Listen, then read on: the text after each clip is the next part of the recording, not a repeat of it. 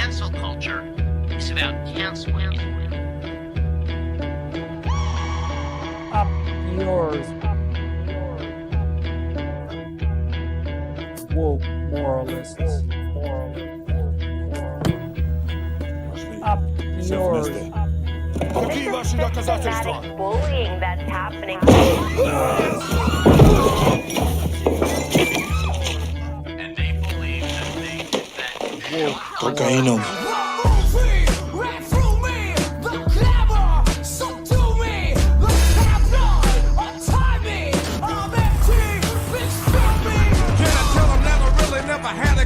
But it's the wax that the Terminator X spun. Now they got me in a cell cause my records they sell. Cause a brother like me said, well, it's born like this, immaculate conception. I transform like this, perform like this, which yells you a new weapon. I don't contemplate, I meditate, then off your head. This that puts against the bed. This that I got realness, I just push, cause it's in my DNA. I got millions, I got riches building in my DNA. I got gunk, I got evil that rot inside my DNA. I got off, I got trouble, some heart inside my DNA. They seem animalistic is what I mean. No, they're worse than animals. The woke mob, they ruin everything. They stopped Ben Shapiro from going to events and speaking. They stopped Ann Coulter from doing it. I will never surrender even a single inch of ground to a pitchfork mob. You never cave to the mob. We will never bow to the mob. Ever. No matter what. Do you see the final expression of cancel culture in terrorist groups like We'll see who cancels who. They want you to comply. Hey, how's it going, everybody? Hello. We'll see who cancels who. Whatever happened to him? He's like ill, right? He's like super sick. Yeah, Jordan Peterson. think he is alive, as far as I know, but he's been sick for a really long time with some sort of disease. I don't know. The last update we got from his daughter, Michaela Peterson, I believe that's her name. Maybe it's Brittany. I think it's Michaela, though.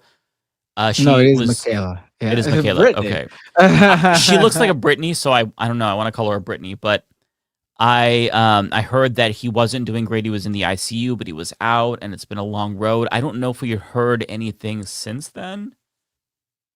So, oh, I think you're muted, Lance.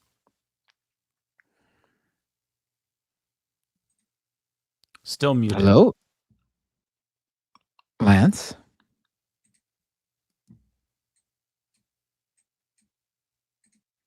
Hello? Still muted. No, leftist audio strikes again. There we go. Oh, here we go. There we go. I did it. Good. You didn't hear any of my spicy takes. I'm not canceled. That was a freebie. Hell yeah. You said a couple slurs. I was reading your lips, though. I saw it.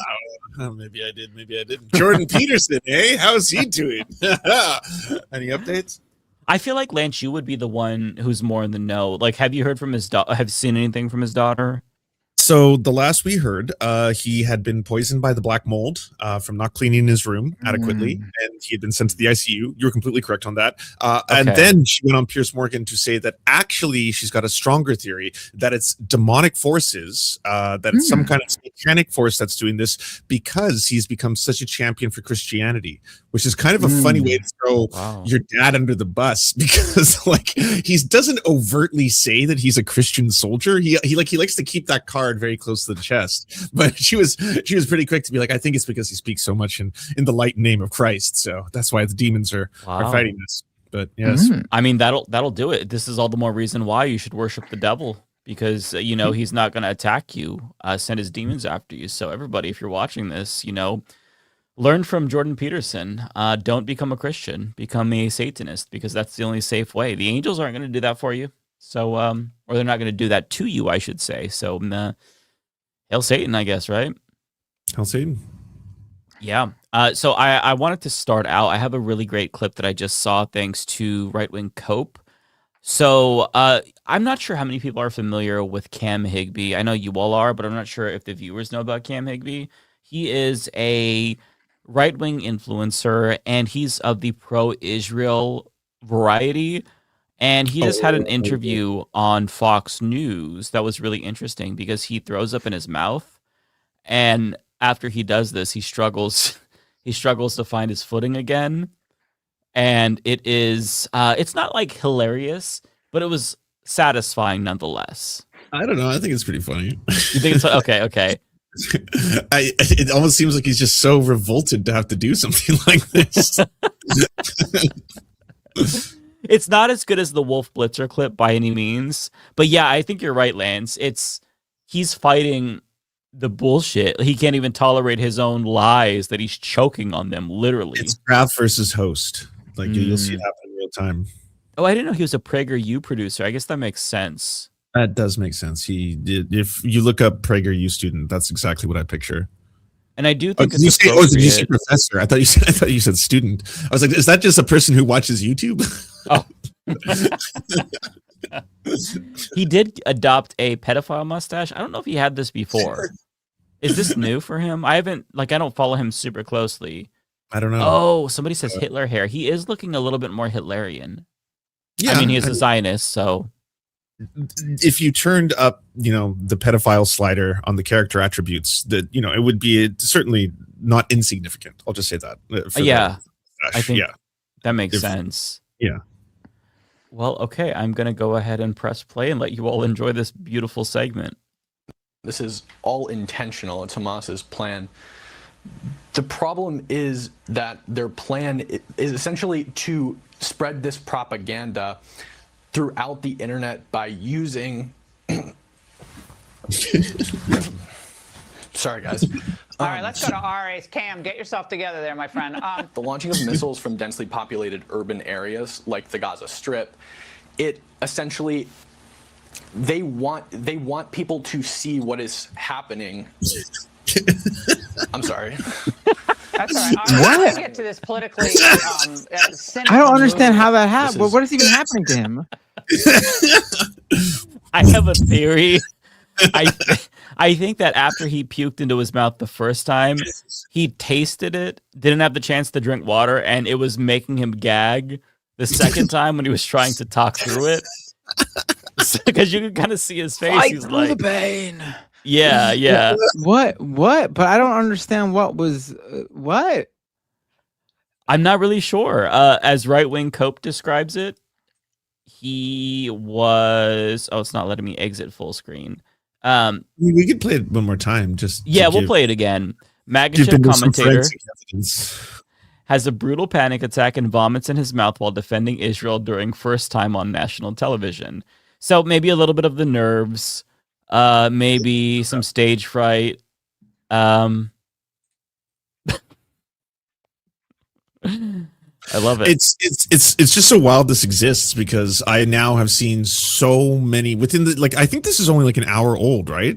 Or something around there. It's from today. I'm not sure how old it is. Okay, because already there's so many conspiracy theories. Is there really? Wait, this is from today? I swear I thought I saw him do this previously. Oh, really? Is he known for this? Are we sure that this is? Maybe he stopped doing live television and switched to pre-recorded segments or something. Yeah, I actually don't know, honestly. Okay, let me press play. This is all intentional. It's Hamas's plan. The problem is that their plan is essentially to spread this propaganda throughout the internet by using sorry guys. All right, let's go to RA's Cam. Get yourself together there, my friend. The launching of missiles from densely populated urban areas like the Gaza Strip, it essentially they want people to see what is happening. I'm sorry. That's all right. Ari, I want to get to this politically yeah, that second one is really weird. Intentional. It's I'm sorry. I don't know if he got nervous and lost his way. I don't Yeah. I think he was super duper nervous. I feel like he's been on Fox News before though. So, but according to Right Wing L's or Right Wing Cope, this isn't his first time. I mean, to be fair, I would almost vomit too if I had to spew that level of bullshit. But I do want to share. It's reminding me of this clip from Wolf Blitzer, the GOAT. We talked about this on Leftist Mafia, I'm pretty sure. but he was talking to Jamie Raskin, and he was about to lose his shit. And this is, I don't know if this is still as funny to me as it was the first time I saw it, but let me press play for people who haven't seen this yet. Shitty, like, quality video, but just, like, pay attention to Wolf Blitzer. Looks like a majority of the justices, the conservative justices, arrived at the oral arguments today with their minds completely made up. Of course, they're using different Watch closely to hang their hats on. Some of them seem to think that the president is not covered by Section 3 of the 14th Amendment, which the rest of them, I think, agree is ridiculous. The others seem to be congregating around the argument that was offered by Trump's able lawyer, basically making. He's like, shut the fuck up, hurry up. Oh no. Disqualified from holding office, but he's not disqualified from running for office. And if he were removed from the ballot in Colorado, as the Colorado Supreme Court found, no. You can see the the contractions are happening more quickly. And then they get away. Oh wow. Oh, I feel like this is the shorter version. I don't know, maybe the better quality one. Like, I really like look at like, but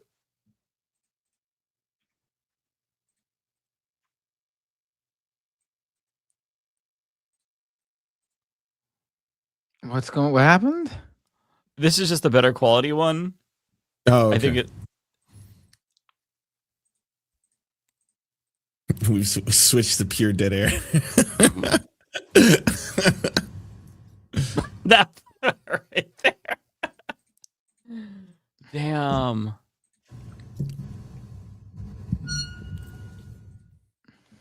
Yeah. He needed to step away for sure. Did you all see that video? Was I sharing that? No. I don't see anything right now. No, I'm actually quite confused as to what's happening. That's why we were. Oh my that's God, why I'm just that's sitting why here we said, laughing at the screen, and you can't even see shit. Let me play it. That's why we said, what's going on. I thought you were queuing it up. Yeah, I was like, this is profoundly bizarre. It was like uniquely bizarre. Where me and Matt clearly were in the Twilight Zone, just like, what the fuck is going on? And you're like, right? Oh my God! Did you see the first Wolf Blitzer clip that I shared? Did that work? Yeah. The first one worked. It did work. Don't gaslight me, goddammit. Okay, this is the better quality one. You can see a little bit better. Okay, this is what I was reacting that was to. offered by Trump's able lawyer, basically making the point that, well, Trump might be disqualified from holding office, but he's not disqualified from running for office. And if he were removed from the ballot in Colorado, as the Colorado Supreme Court found he should be, Congress might act in the meantime to exercise our 2/3 authority to remove the disability from Donald Trump. I'm Paula Reed in Washington. Wolf had to step away. He'll be back. Had to step away. Okay. So now you all know what I was enjoying so thoroughly. I'm sorry I was not sharing my screen. Sometimes I fuck up. It's all right. It happens. It happens. Listen, we're not all perfect. It makes it funnier that I was just reacting while you were watching to me react to nothing. It honestly does. It's cringeworthy at my expense, but I accept it for the lulz. So I appreciate it. Me and Binder accepted the silence. Right? We were just sitting there and I mean, I said something. I was like, what's going on? I said something going on. What's I was like, this is weird. I almost don't want to break it. It's so eerie. I was in a trance watching Wolf Blitzer puke by myself. When are you guys going to start talking about the autopsy report? I guess we can. Did you guys have thoughts on the autopsy report? We can give it an autopsy. Get into that. Yeah.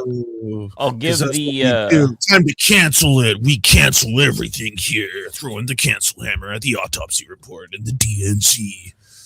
Yeah, so basically I'll try to give people the rundown here. Essentially, after much delay, the DNC finally released their 2024 autopsy report. And I won't lie, it is dog shit. I predicted it to be pretty bad, but it's very bad. There is spelling errors. There is incorrect data. There's people speculating that it was written with ChatGPT. And as Prem Talker points out, the entire 192-page autopsy does not include any mentions of Israel, Palestine, or Gaza. It also notably doesn't include mentions of inflation, I believe they don't talk about Joe Biden's age at all. And one of the main takeaways is that Democrats need to moderate more to win elections, believe it or not. Okay. And what is it? I had a tweet of, here we go. So Third Way seized on this initially because they're like, haha, they're proving us right. But then they deleted it because when you actually wade through the document itself, it's clear that there's zero legitimacy at all to this. And on one hand, it's like you can kind of sympathize with Ken Martin for not wanting to release this to the public because it's embarrassing. But I think that delaying the release of it made it 10 times worse. And regardless, it's still his fault because the person that he hired to do the autopsy is one of his friends. And it's Paul Rivera. He has since been fired from the DNC after this was released, I'm assuming because it's so embarrassing. And to make matters worse, this is according to John Favreau, who says that he held a call just for DNC members, and according to a person on the call that talked to John Favreau, Martin essentially just read his public statement on the autopsy and then refused to take any questions. And I think it's this statement that he already released, where he talks about how, I wasn't ready, the report wasn't ready for prime time, there was no source material provided, yada, yada, yada. And really, like, I went through the document itself. I cannot impress upon you enough. It is fucking crazy how bad this is. There's just like a heading for executive summary. It's blank. There's different data for the same candidate. It is really, it shows you how unserious Democrats are. I don't know if Prem Tucker had any additional information here. He kind of has a thread. I don't know how much it cost. I would imagine it was fairly expensive. But this is also important here. I wanted to point this out. Everyone's pointing out that it's AI. They're all saying it's AI generated. Like some people think that it's written by ChatGPT. I cannot confirm or deny this, but I think that those suspicions are valid. Although, again, we can't really tell. And other people are saying that ChatGPT would have done a better job. I mean, yeah, that's a really fair point. I want to go Alex back Jones in both directions. There's like there's potential on both sides here. I mean, that's fair. But to go back to the zero mentions of Israel, Palestine, and Gaza. So the IMEU. So I don't know if anybody remembers, but sometime late last year, I want to say, maybe it was early this year, the IMEU, they talked to people. I think they might have actually talked to Paul Rivera themselves about how the autopsy definitively showed that Kamala Harris lost a significant amount of support specifically because she refused to break with Biden on the genocide. And they're kind of confirming that information is being withheld, maybe from Ken Martin, maybe from Paul Rivera, but we're not getting the full picture. So he says, while Institute for Middle East Understanding responds, Ken Martin should release the information that the author of the autopsy told us clearly and unambiguously. DNC officials' review of their own data found Biden's support for Israel to be a net negative for Democrats in 2024. So yeah, they are saying they told us this. And I mean, look, it's not surprising that they weren't going to be serious about this. I think that the fact that Ken Martin hired his friend is deeply unserious in the first place.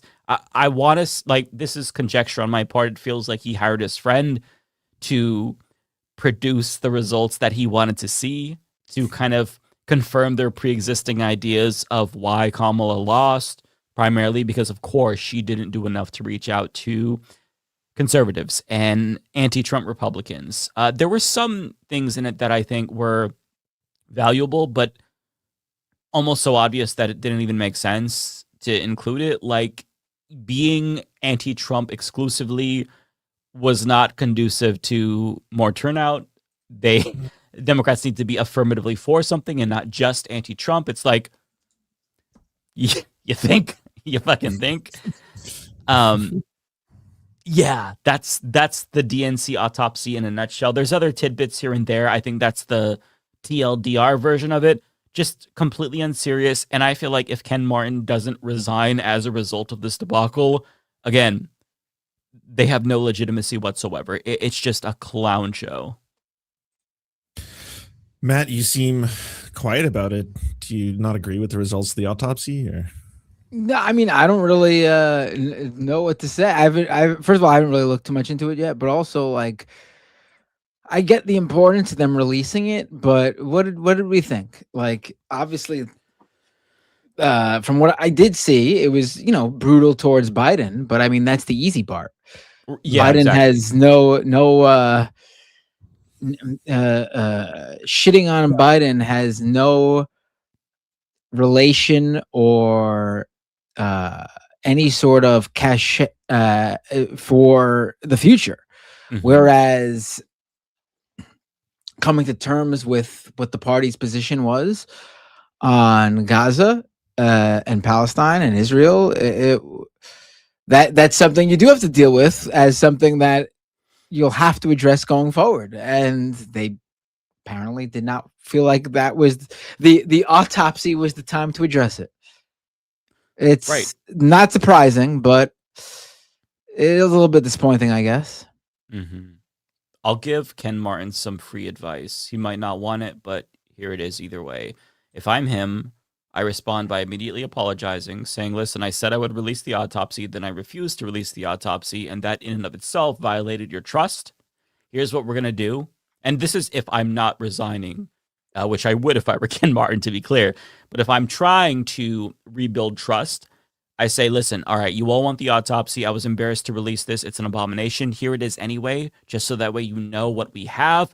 I think this is obviously not up to our standards. So what I'm going to do is immediately commission a new autopsy.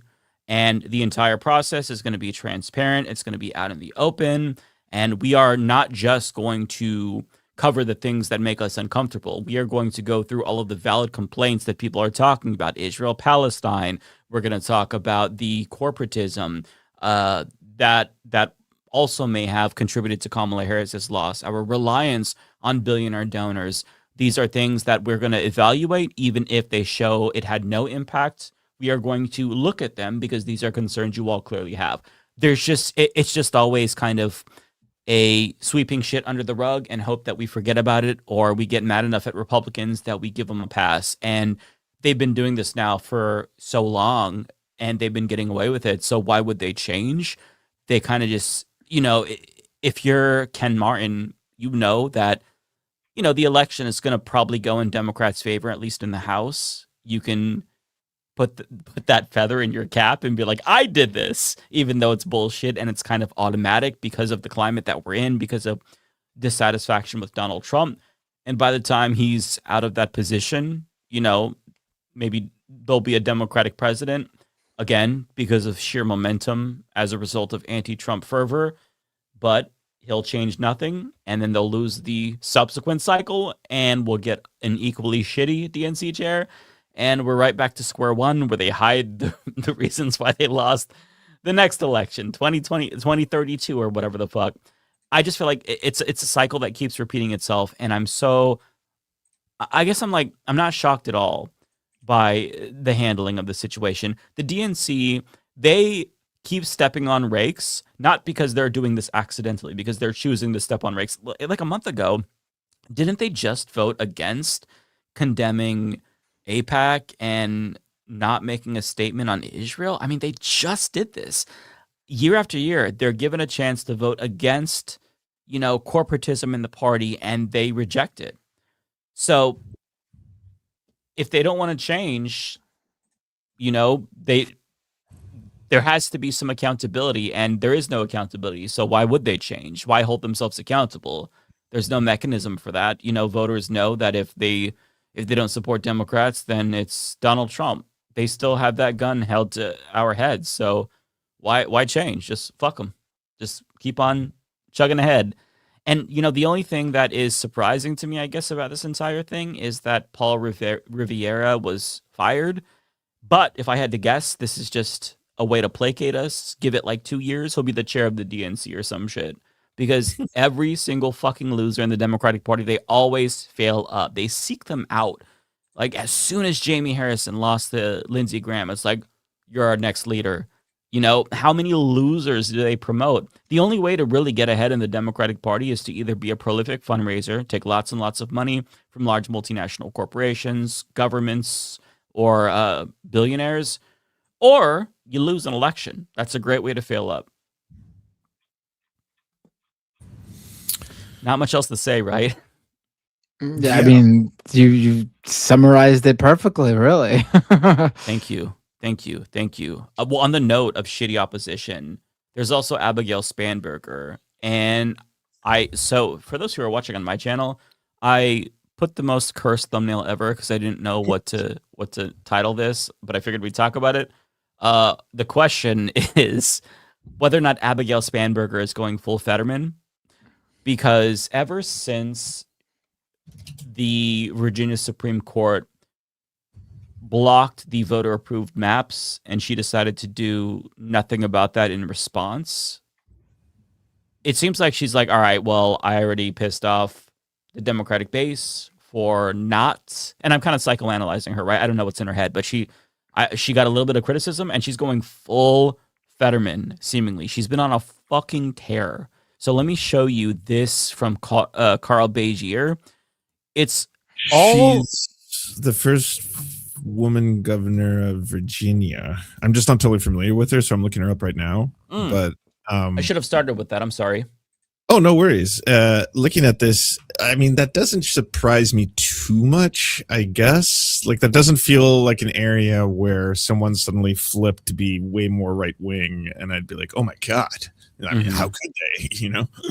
Yeah, she was always a centrist Democrat, but it really felt like she wasn't the shittiest centrist Democrat. She was never really a progressive. So to say, I guess to say that she went full Fetterman would be a bit of an overstatement, since she never purported to be progressive. Or did he just campaign and then the opponents were the ones who are like, he's a socialist, like, soon will the Fetterman come? Like, all that kind of stuff was like right-wing ops and stuff like that. I mean, he campaigned with Bernie in like the that's true. He did prime of the Bernie-crats, like even in 2016. So it's not like he was the most progressive ever. There was always some red flags, but there was this idea that he at least was like a Bernie flavored populist. So it was more of a bait and switch with him. Whereas with Abigail Spanberger, at least I can say she never told anybody she was progressive. But just within the last week, this is all the shit she vetoed.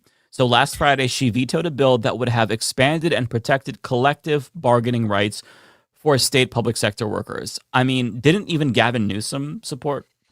Like, or no, he supported sectoral bargaining, right? I'm pretty sure that's what it was. But like, she vetoed this. On Tuesday, she vetoed legislation that would have protected voters from illegitimate purges from voter rolls. I mean, Republicans are trying to wipe Democrats off the map, and she vetoed legislation that would protect them from illegitimate voter purges when that is an actual threat to Democratic voters in precincts that are majority Democrat. It's crazy. Also on Tuesday, she vetoed 2 bills that would have provided an affirmative defense and strengthened protections for defendants afflicted with mental illness. I don't even understand the logic for this one. She also vetoed a law that would have established Virginia's first statute allowing for class action lawsuits. Okay. Vetoed a law capping the use of private funds by election officials, vetoed a law that would have shielded universities from speech restrictions imposed by their boards, similar to those pushed for by Trump. On Wednesday, she vetoed a bill that would have outlawed ICE arrests at courthouses, polls, schools, and hospitals. Is she up for re-election soon or something? Like, is this all just to be like, to circumvent her opponent and so say like, I'm more right-wing than they'll ever be? I mean, she just got elected, so I can't imagine she is doing this for any other reason than, I guess, to make her party seem more moderate. Wow. Yeah, I mean, like, this one is just, she's doing fascism. Right, so she was a wolf, that's all. She was a wolf in sheep's clothing. Yeah. She also vetoed a bill that would have legalized the sale of marijuana in Virginia. Like, she vetoed that. Like, that's crazy. On Wednesday, she vetoed legislation that would have lowered prescription drug prices in Virginia. So she is pro high drug prices. So I don't know what she's doing. She's done some good things initially, But it seems like after that fucking Virginia Supreme Court decision, she snapped and she's like, fuck it. I'm going to go full Hitler. I'm going to become a fascist. We're going to let ICE into the courts, going to veto marijuana. Like, I don't even understand what's happening here. And it's just, you see article after article about all the shit that she's vetoing. And yeah, a lot of people in the chat are pointing out that she's former CIA. Yeah. That explains a lot. Well, that's fun. Can you explain to me all these rumors I've heard of a so-called Marjorie Taylor Blue? What? The internet is all over this. There's a Marjorie Taylor Green of the left, and they're calling her Marjorie Taylor Blue. Are we talking about the actual MTG or that No, Democrat lady who was running? The Democrat lady. She said something about putting people in concentration camps. Is that the one? Okay, is that all she said? Because I've seen other people say that she's spreading full-blown, like, Elders of Zion style anti-Semitic conspiracies about like how Jews control Hollywood and stuff like that. And I was like, oh, well, yeah, that's just like, easy to call it anti-Semitism. No one should associate with her. And then other people are like, no. She specifically said that, like, all she wants to do is, like, lock up all the Zionists and put them in concentration camps. And then I was like, well, even that language is pretty, like, you got to understand, in America in 2026, I don't see how far your ticket's going to go doing that kind of stuff, right? I don't know, unless America got way more radical in the last, like, 2 days. I have not heard of her. So I saw that she made that post, and then I saw that Neera Tanden attacked Hassan Piker for endorsing her. Sam Cedar called her out for that. Because he didn't. He didn't. And then Sam Cedar called her out for that. And then she apologized to Sam Cedar for being wrong, but not Hassan Piker. Like, Hassan. I'm so sorry. No one ever heard of this woman before. Yeah, I don't know who she is. Yeah, it's Marie Galindo, right? Is it Marie? Like she's some like hero of the left or something. No one knows. No. I'm not saying she is. I'm more curious. Who is this person? Because I saw people being like, "Oh, the left has Marjorie Taylor Blue now." And I'm like, "What the hell? When did this happen?" I thought they were talking Jackson Hinkle or something like that. It's Maureen Galindo. I was thinking Marie. Let me see here. Marie. 1 second. I'll pull it in. No, I mean, yeah, I don't know who this person is. Never heard of him. Yeah, the first thing that I heard of them was that Instagram post where they talked about putting people in concentration camps. And okay, there we go. Okay. Can I see? Oh, here we go. There's the actual Instagram post. Let me just go straight to the source.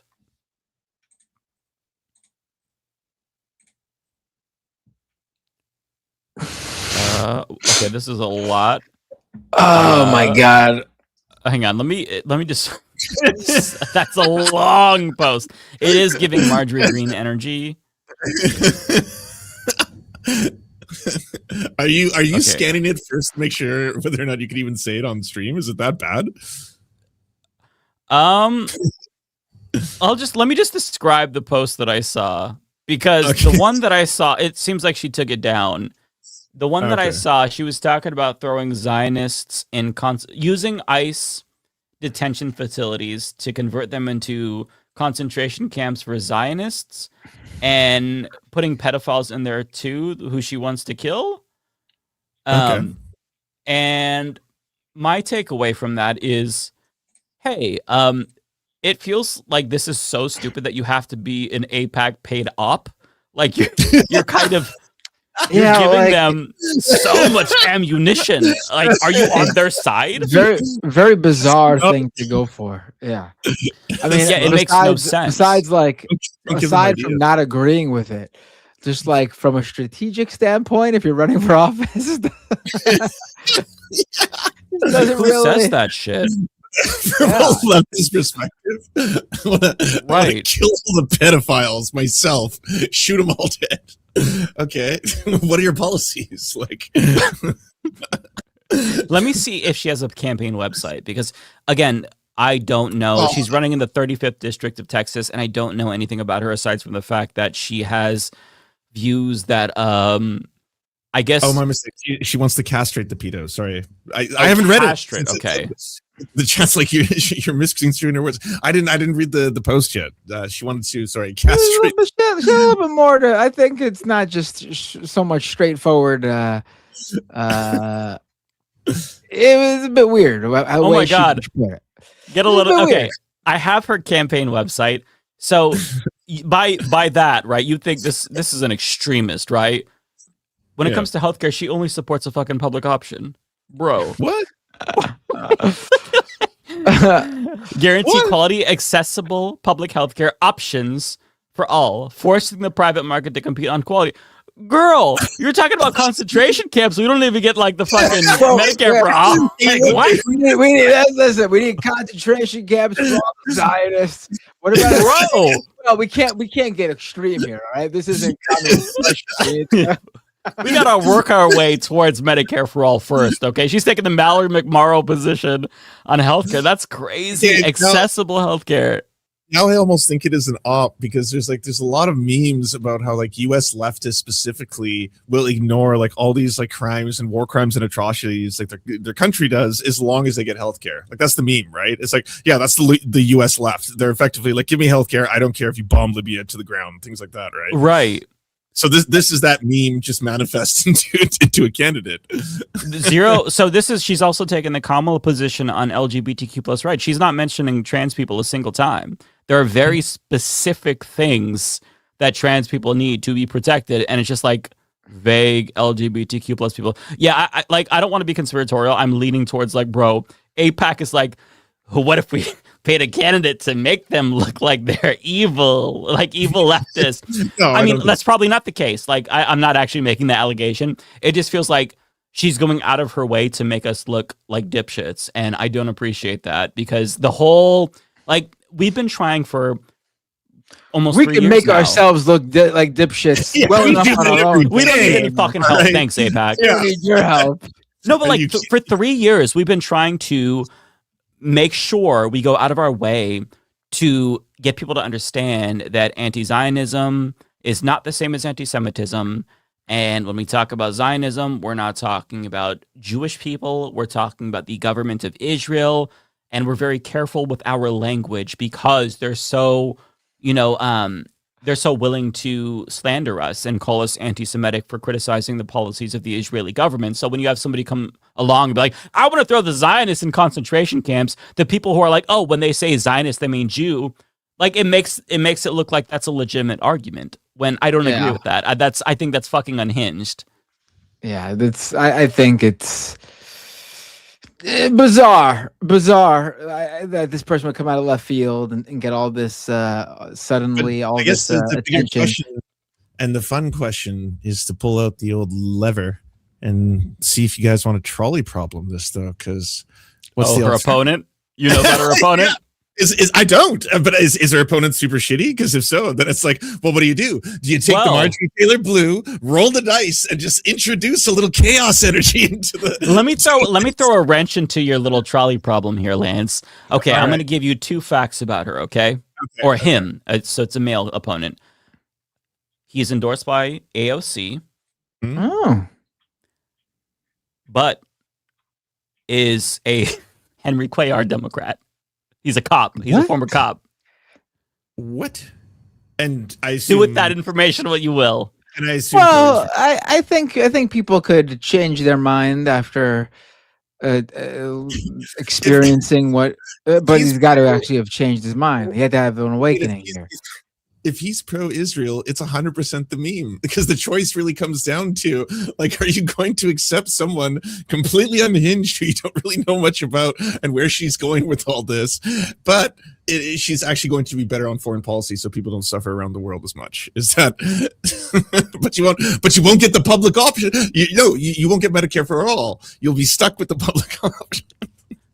Let me see what this person's name is. So according to, and Hassan has weighed in on this, according to Dave Weigel, again, forgive me if I have some details incorrect because I have not been following his name is Weigel. Last name is Weigel. Okay, thank you.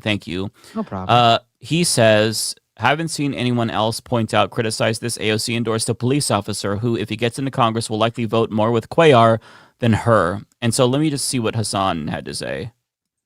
And the biggest error, in my opinion, was for her to then turn around and endorse Johnny Garcia. Johnny Garcia, okay. Okay.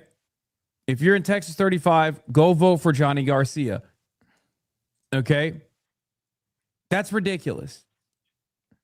You are under no obligation at all to endorse and push for a fucking sheriff that is pro-ICE. Oh no! What? And Wait! also Whoa! I take back pro-Israel. what I said That's about crazy. but people could change. Oh, he's okay. Apparently, he hasn't Like, changed. even if I'm looking he at his somehow platform. wins and is a part of this coalition, then that's fine. Oh my god, that's really bad. You're kind of pissing me off. Anti-Semitism is not a negotiation tactic for the cause. We should be principled in general. Okay, so I pulled up his. I would say AOC then. I just wouldn't endorse. Like you could safely say, yeah, don't endorse the candidate who's talking about building the concentration camps for pedophiles, but also I wouldn't endorse the pro ICE guy either. Like I would sit this one out. You don't have to absolutely endorse every candidate in every riding. You don't. Yeah, I would definitely sit this one out. So if you look at his he doesn't have much of a page. Healthcare affordable. So he wants more subsidies for the ACA. So his opponent is a little bit better on that for what it's worth. He does want to stop lawmakers from trading stocks, but when it comes to immigration, you can very much see the cop come out in him. Our immigration system is broken, and it will take serious lawmakers together from both parties, as well as labor and business interests, okay, to forge real solutions. Comprehensive immigration reform includes border security and knowing who enters our country, as well as orderly pathways to citizenship, work visas, and meeting our economic needs. And we also need serious reforms to ICE, so not abolish. That's important to note. Refocusing the agency and on targeting sex traffickers, human traffickers, and other serious criminal networks. So you can already see, like, this dude is just going to be a conservative based on this. Create pathways to higher paying jobs. Bro, he's like incrementalisming the fucking like a job. I don't even know what to make of this. He's against tariffs. What are the endorsements? Okay, so he has Buttigieg and Kesar. Wow. That's a weird combination. Yeah, I'm assuming AOC is gonna be here. In the roster. Huh. What the fuck? Who's this? Is this Castro? Joaquin Castro. Yeah. Okay, Julian is the better twin of the two. Congressman Lloyd Doggett. This is weird. He's got a sheriff, so that's a red flag, and a sheriff in a cowboy hat. So double red flag. I mean, why don't we just like nuke this race and start over? Just cancel the election. That's why this one's kind of fun because the stakes are a lot lower, right? I'm not like, it's not an actual trolley problem. I think my honest answer would be, is there no other option here? Could there not be a third thing? Can someone else not run who is like, I am for the emancipation of Palestinian people and fuck ICE and Medicare for all, and there you go, and trans rights are human rights. That doesn't seem like a lot to ask, right? Right. No. I feel like that's not unreasonable, but I guess it is.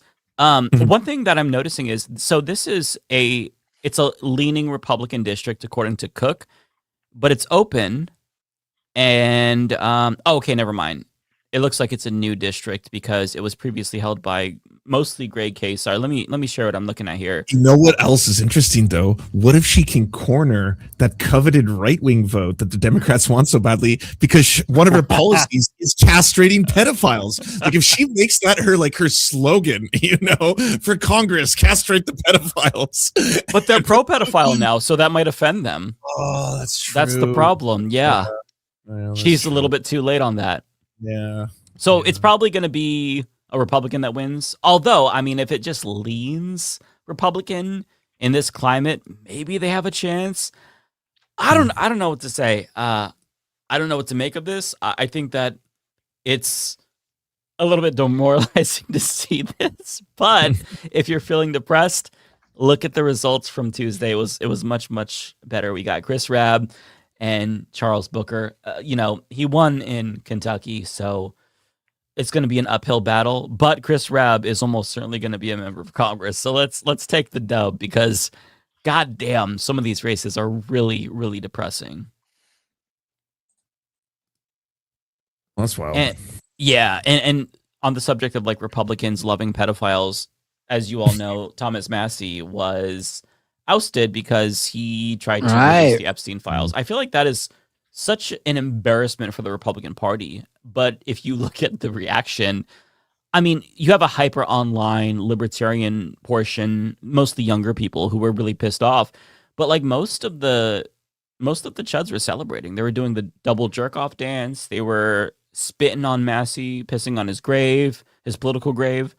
And I feel like that is so unhinged because, again, he got ousted because he tried to release the Epstein files and he didn't take money from Israel. This was the most expensive House race in the history of the fucking country. And it just goes to show you, you can't defy Donald Trump, even though he's unpopular. He's still the king of the Republican Party. And you got to be pro-pedophile if you're a Republican. And you got to be pro-Israel. Because the boomers, like, sure, younger Republicans who watch Candace Owens and Fox News, they're more anti-Israel. But older Republicans are still very much pro-Israel, and they don't tolerate that shit in primaries. So it's really bleak for the Republican Party. It's looking a little bit better in the Democratic Party because it seems like the Democratic Party base really is voting for more progressive options. And I'm going to be cautiously optimistic about that. We'll see how 2028 goes. But the Thomas Massie situation was actually crazy because if you look at his voting record, he genuinely is a very, very loyal Republican. He just deviated on a couple of issues and Trump destroyed him, primarily because he pulled the string that could unravel this whole pedophile cabal that's starting to unravel it. It hasn't led to any consequences, of course. Trump's not going to spend a day in prison for touching kids, but it still exposed him, and it was delegitimizing. So that's enough. He's insulted by what Massie did, and it destroyed him. It destroyed Marjorie Taylor Greene, and it is maybe going to destroy Lauren Boebert, although she's like doing everything she can to lick his boots currently because she doesn't want to get on his bad side. I agree with everything except Marjorie Taylor Greene. I think she just quit. That's true. That's true. Yeah, she couldn't take the heat. As a hero or a martyr. Yeah, she's not a martyr. The heat that she's been dishing out to like trans kids for years, right? Oh, yeah. Oh yeah, I'm getting all these angry people saying mean things about me. I was like, that's what you do for a living. Yeah, I feel no sympathy for her whatsoever. I don't buy this bullshit that you see pushed from some people on the left that she we should embrace her. No, don't make her the Liz Cheney for leftists. She's a piece of shit. Carlson. Have you seen how many people are doing like not even like 180s on him, but they're just like that thing where it's like, I hate to be the next person to have to point this out, but Tucker Carlson is making a lot of sense these days. You're like, what, the broken clock on this one issue is making a little bit of sense. Like, wasn't it like a couple of weeks ago, or maybe it was a couple of months ago? But he released a special on how he got attacked by demons in his bed at home, and he said he has claw marks. Like he didn't show them. That's a fucked up thing to say, that I've got the claw marks of demons on his body. I mean, it could be like the 3 giant dogs that sleep in his bed with him, but yeah, he admitted this, didn't he, in the same fucking segment? He's like, oh, I have like 3 or 4 big dogs that sleep in my bed with me. Hounds or something. Yeah, I know. Why would you have scratches on your back? That's crazy. Demonic forces. I've had scratches on my stomach sleeping with dogs because my dog's like clawing at me, open the blanket, I want to get under. That's what they do. Don't sleep with them in the bed, or otherwise they're going to act like demons and they're going to claw your back. It's crazy to me. Well, that's like, oh man, that's the one I don't understand at all, is the Tucker Carlson one. I just feel people have really bad short-term memories. Like I don't want to say this to sound like the cancel culture Karen or something like that. I would prefer if less people were shitty. Like I would prefer if Tucker Carlson was on a genuine pathway to bettering himself. That would be awesome. Mm-hmm. And then I'll see all these clips from him being like, maybe we shouldn't be so mean to Palestinians. I'm like, okay. He's crossing below the threshold of bare level humanity. And then next week it's like he's got Nick Fuentes on his show and they're talking about how porn makes you gay and trans and not like a shred of irony. And for like 40 minutes straight with a Nazi just being like, yeah, watching porn makes you gay, like all this kind of stuff. Like maybe that's his origin story. I don't know. But like that's just fucked. I don't know. Yeah, not to mention the pro-Hitler historian he brought on his program. I don't remember the guy's name, but he was basically saying that, Hitler wasn't the biggest villain of World War II. Yeah. Or I don't know if he worded it that way. He might have said something like Winston Churchill was the biggest villain of that time. And it's like, forgetting anybody, bud? Like, anybody at all? And yeah, it pisses me off because if you're a leftist and you see a Republican saying this, I think that the obvious response is, good. I'm glad that they're saying this because at the bare minimum, it will cause infighting within the Republican Party, and we want our opponent to be weaker. So that's great. Yes. But you also, I would like a strong Republican Party. yeah, like Obama and Pelosi, right? Love that. Oh, Harris. But I mean, how do you get so excited for somebody saying something when the left has been saying this for years? We've made all of these same points, but better, and we have better politics, and we're much more consistent when it comes to human rights. But yet, Tucker Carlson gets all the credit. It's like fucking stolen valor. Although I think that the reason why you see TYT in particular and that ilk make so much of a fuss about Marjorie Greene and Tucker Carlson is because I think that they are their path towards republicanism. It's a really straight line from populist left to populist right because they agree with them on immigration, on homelessness, on so many other issues, on crime, and policing, like all that exactly. Stuff. So, so I genuinely think that this is like, oh, it's a logical leap. It doesn't look like I sell out. It's not as sharp of a turn as Dave Rubin was or Jimmy Dore. This is more logical, where it's like it's a different brand of populism, where we, find some agreement. Maybe we have a lot of disagreement, but I feel like this is their path to republicanism. And that's why every single one of them is such an opportunistic grifter, right? Like, it's not as like they're ahead of the curve. That's what I've been thinking when you see people like Megyn Kelly and who's else in the shit list. Well, I mean, Alex Jones is just going to be in his own world, but same thing with Nick Fuentes and all these people now who are basically now anti-Trump and they're like defectors and all this kind of stuff. Every single one of them is just seeing the writing on the wall, right? Like Trump cannot be the future of the right forever. This all has a finite limit to it, and right now he's like historically unpopular, and like even a lot of people on the right hate the fact that he like just won't stop war. Like, he just loves war. Just loves doing war.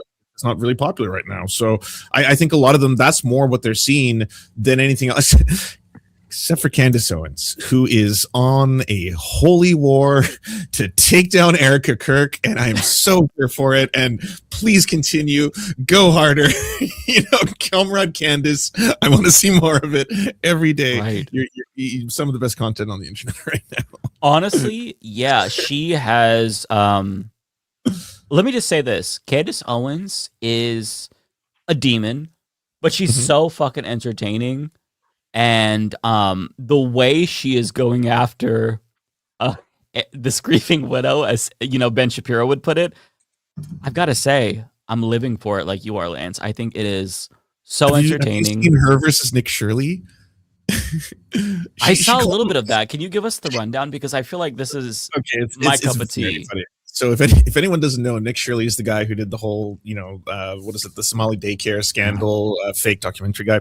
Anyways, he's got a video where he goes to Brazil. And in Brazil, he travels there with his friends, or sorry, not with his friends, but his crew and his fellow workers. And they're trying to find out what caused the poverty of Brazil. And obviously they go towards gang violence. It's all the gang violence. It's because of gang violence. Gang violence is so scary. And in it, he interviews, and according to him, actual Brazilian gang member. And it's really scary. And like, blah, blah, blah. Well, Candace Owens calls him out for it. And unfortunately, she goes to Alex Jones. Like, she says to him that the reason that you're experiencing all this, etc., is ultimately because he's a Fed and he's CIA and he got access to like high-ranking gang members. That's the only reason. But in the process, she called him a white boy, which I guess was just like that was something that on the right they hadn't experienced. This was like baby's first prejudice or something like that. Because is being called a white boy even offensive to them? It was deeply offensive. Like, he went on to like the Patrick Bet David podcast to talk about it. He's like, I don't know why she would,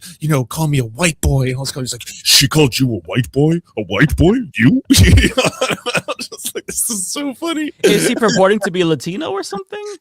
No, I genuinely don't understand it. How do you gain access to high-ranking gang members as just a random white boy with a camera? She has a point. Like, right. You know, it's not a thing that just like, unless you're like, I have a connection through Vice, or I'm going to hook up with somebody. Like, it does seem kind of wild. So when you watch it, I think, this is my own personal theory, he gets fleeced by the locals. Like, I think the locals, because he does talk to locals, he gets tour guides, he you know, pays them money. He speaks pretty decent Spanish, by the way, because he was part of I think a Mormon cult that tried to recruit people. So his Spanish is actually good. His Portuguese isn't bad either. And then I was surprised about that. So he was like, for Nick Shirley? Nick Shirley, like, he speaks every language but English. It's so wild, and he's just like, it's walking around there. But in the middle of it, obviously, all I'm thinking is that, like, you know, if this happened here, if someone came up to me and was like, I really want to meet the dangerous gangs of Vancouver, I'd be like, oh yeah, I'll hook you up, man. I know some people, like, they're crazy, man.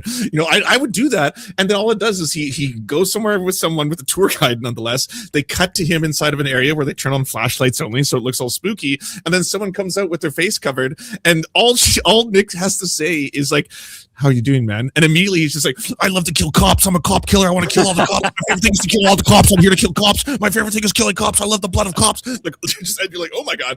And then 2 seconds later, Nick's like, so, and like, no more questions. He's like, I hate civilians. I'm gonna kill all the civilians, kill everybody. I'll kill every single civilian, every single cop. I'll kill every. I'm like, wow, this is the baddest motherfucker that ever existed. Or, you know, maybe he just gets people to open up. He's got that quality about him. They just like, they want to share everything. Yeah.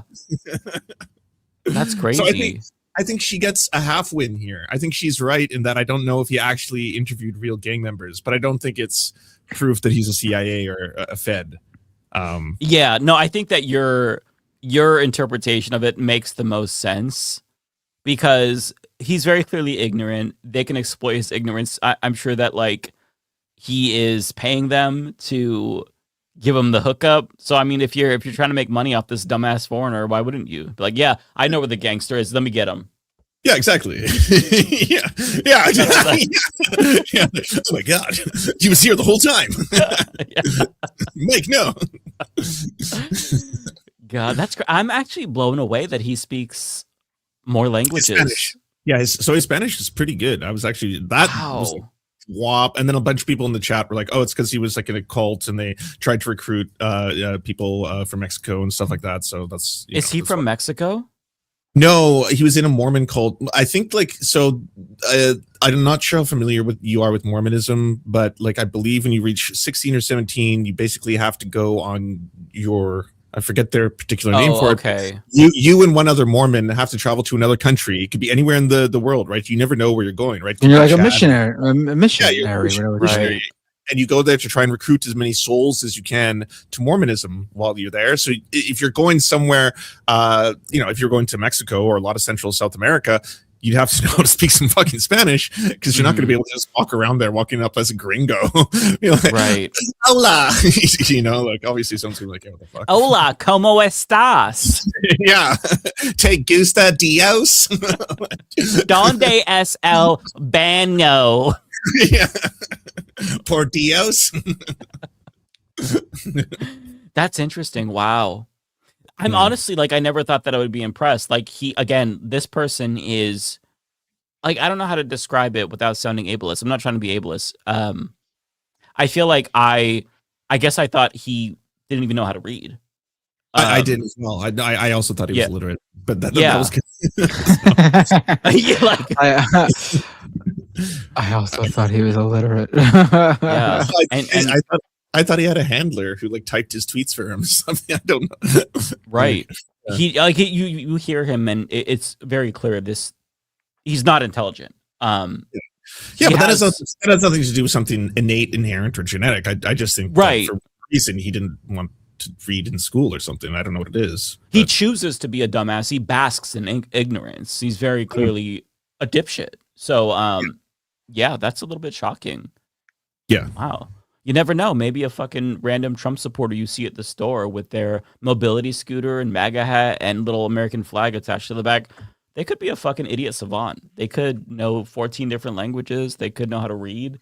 It's crazy. You never know. Maybe don't judge a book by its cover.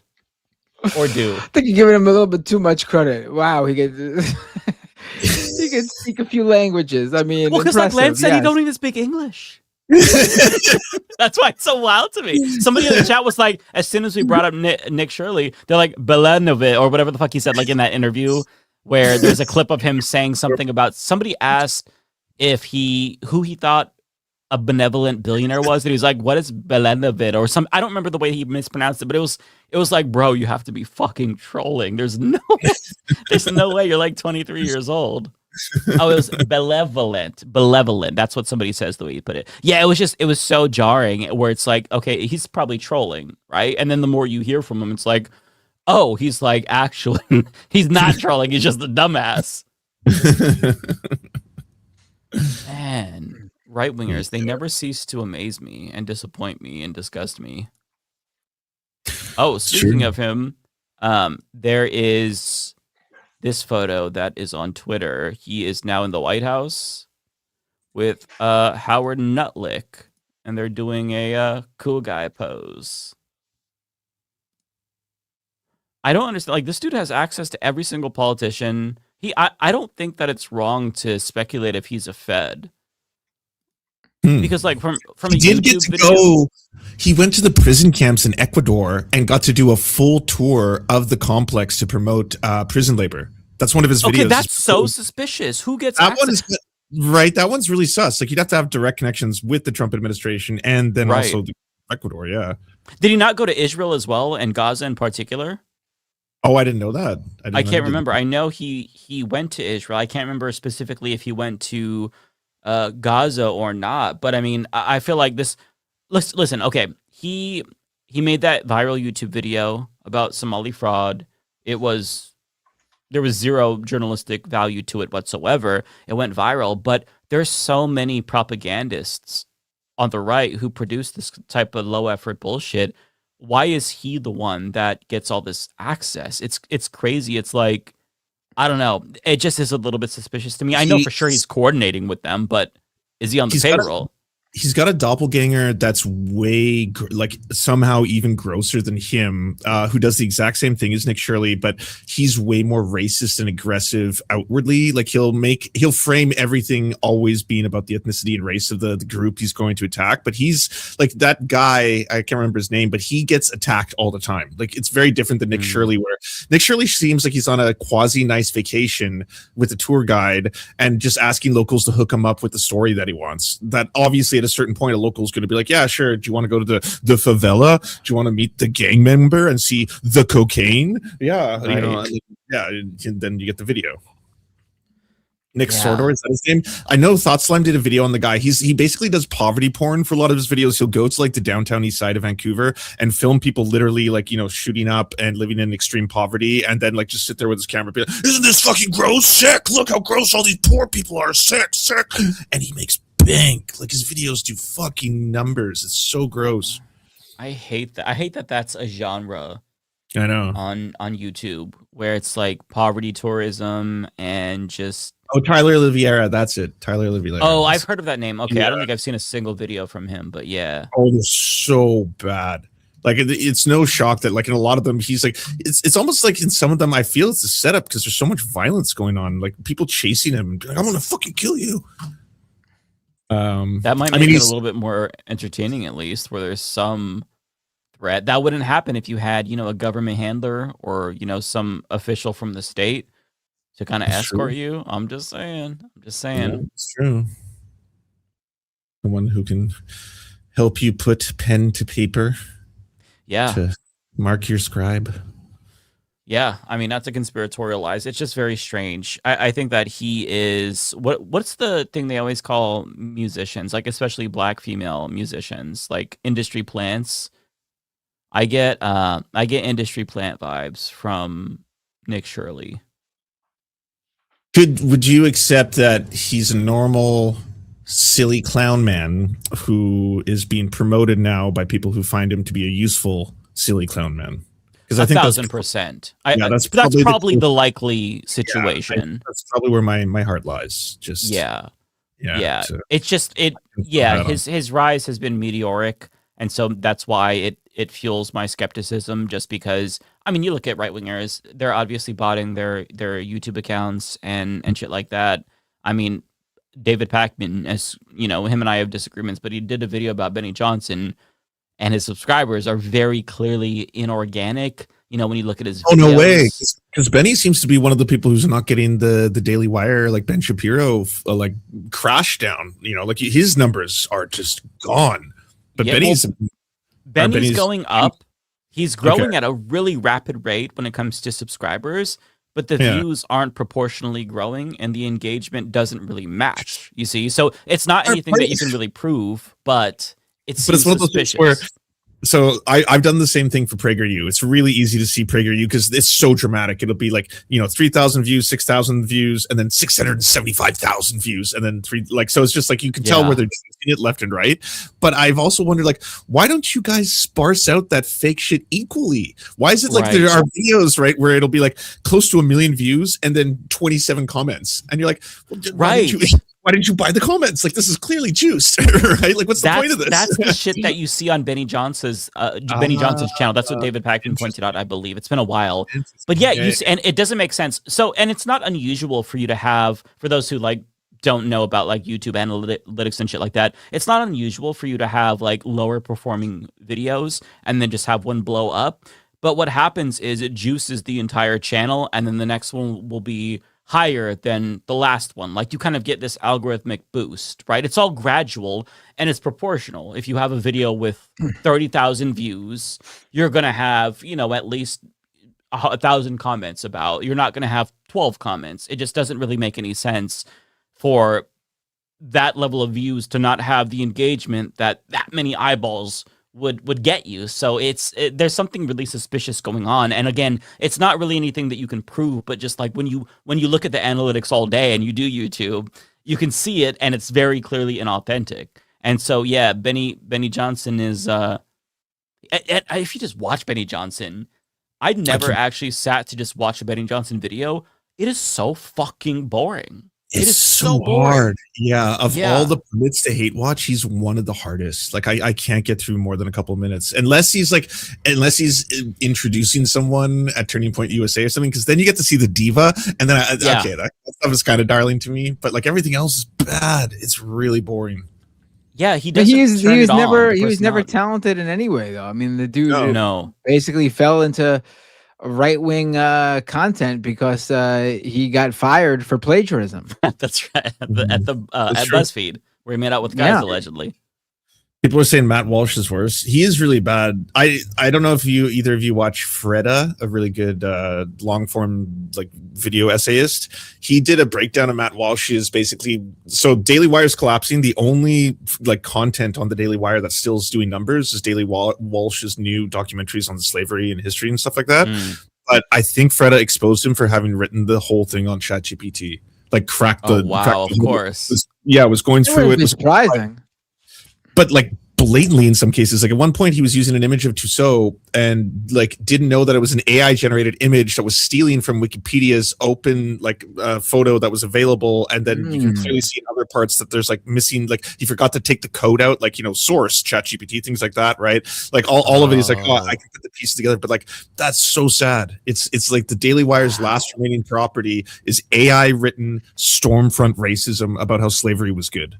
That's all they have left. And I don't know anymore, but you'd think he'd have at least money for a couple of researchers and writers. Yeah, right. And he's doing that. I did see, I don't know if it was a clip or whatnot, but somebody had made a claim about how he pretended like it was this big discovery that Rosa Parks had planned to go on the bus to get arrested. Oh, I know. As part or of a protest.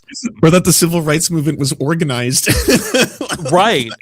And I feel like, yeah.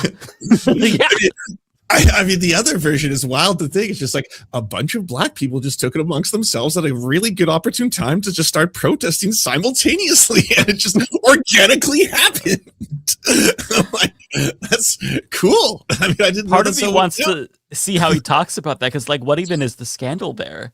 What exactly is wrong with yeah, no, it doesn't make any sense. But one thing I will say that the scandal is that they feel like they were because they didn't pay attention in school, Mm-hmm. or they didn't care enough to learn about this stuff.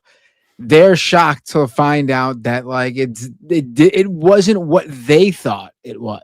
Right. So that's why That's they think true, it's yeah. a scandal. I mean, that's constantly what like right-wing scandal is, right? Conservatives learning something that everyone else already knows. Like that's usually what a conservative scandal is. Conservatives finding out about something that everyone else already knows, but they don't think anyone else knows it. That's yeah, wild. it's a revelation to them. But I was gonna say that like Matt Walsh, he's not pleasant to listen to. He's insufferable, but you can at least tell that he believes the bullshit that he's spewing. Whereas, when you look at Benny Johnson, he is so disinterested in the subject matter. He just has a bunch of tweets up and he just boringly goes through it in the most monotone voice ever. Whereas when you see him do some stage event, like you said, he brings out the sass, right? He tries to serve. He can't, but he tries. Like there's at least an effort. But the YouTube videos, he's like almost half asleep. Ben Shapiro, like I don't agree with him. I hate his content, but you get the appeal because Republicans, they know they have a reputation of being big dummies, and he at least gives them this veneer of intellectualism, and they like that. And he talks fast, so that could be entertaining because we have short attention span, so he's keeping you going.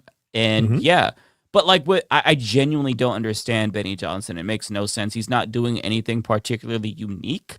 There's not any Nazism to pull on the Nazis like you can kind of see with Asmongold and Nick Fuentes. It's like, okay, yeah, we're taking it to the logical extreme. We're gonna say Jews are also bad. So like the Nazis are like, yeah, he fills that vacuum. Whereas I don't know what market is there for Benny Johnson aside from like boomers who don't know how to go to a different YouTube video and it's just like an autoplay or something. It makes no sense to me.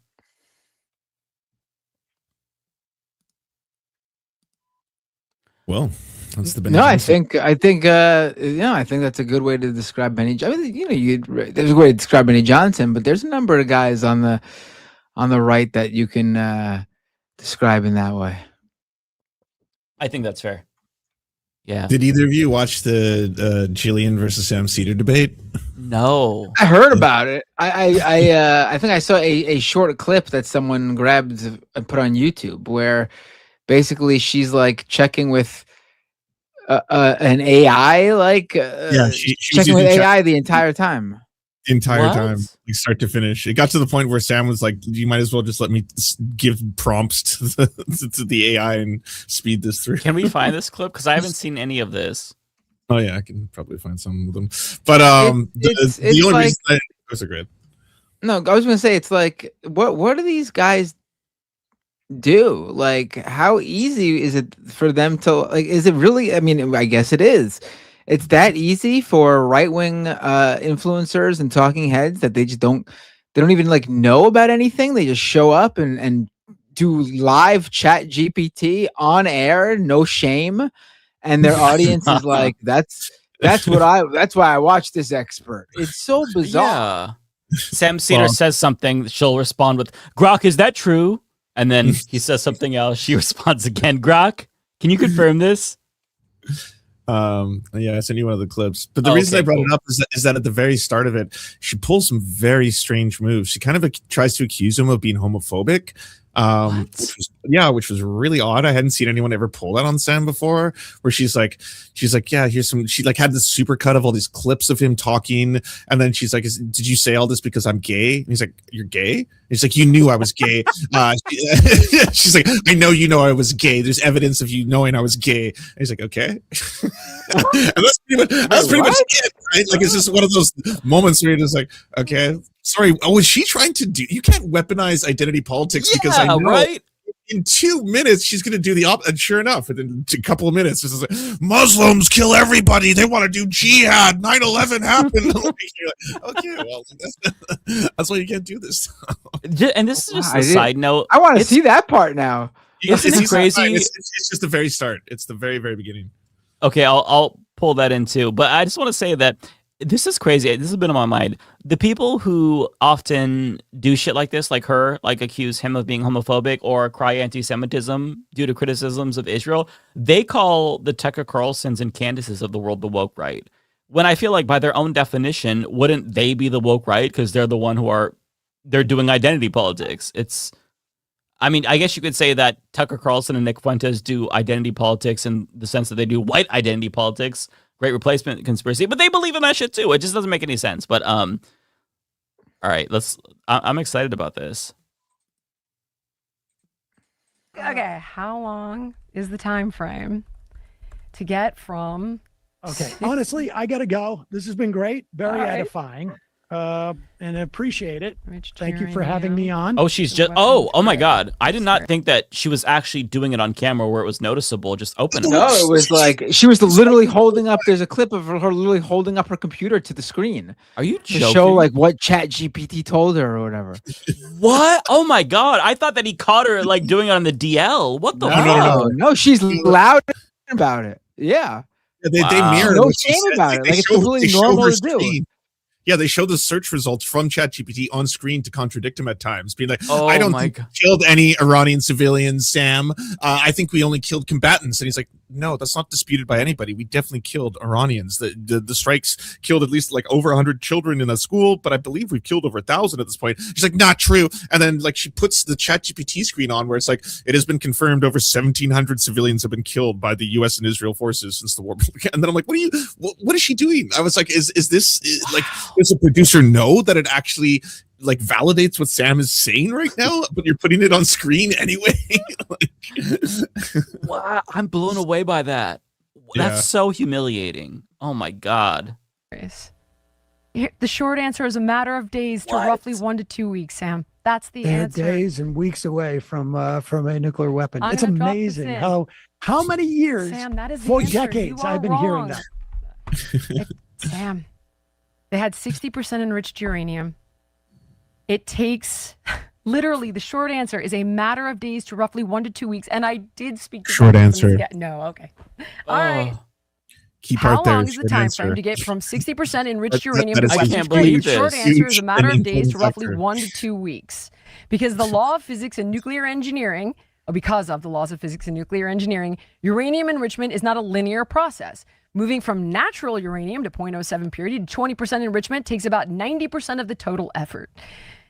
Once uranium has already been enriched to 60%, nearly all of the heavy lifting is done. The final dash to weapons grade, 90% purity, requires only removing one microscopic fraction of unwanted isotopes. Checkmate, I guess Sam. that's the end of the show.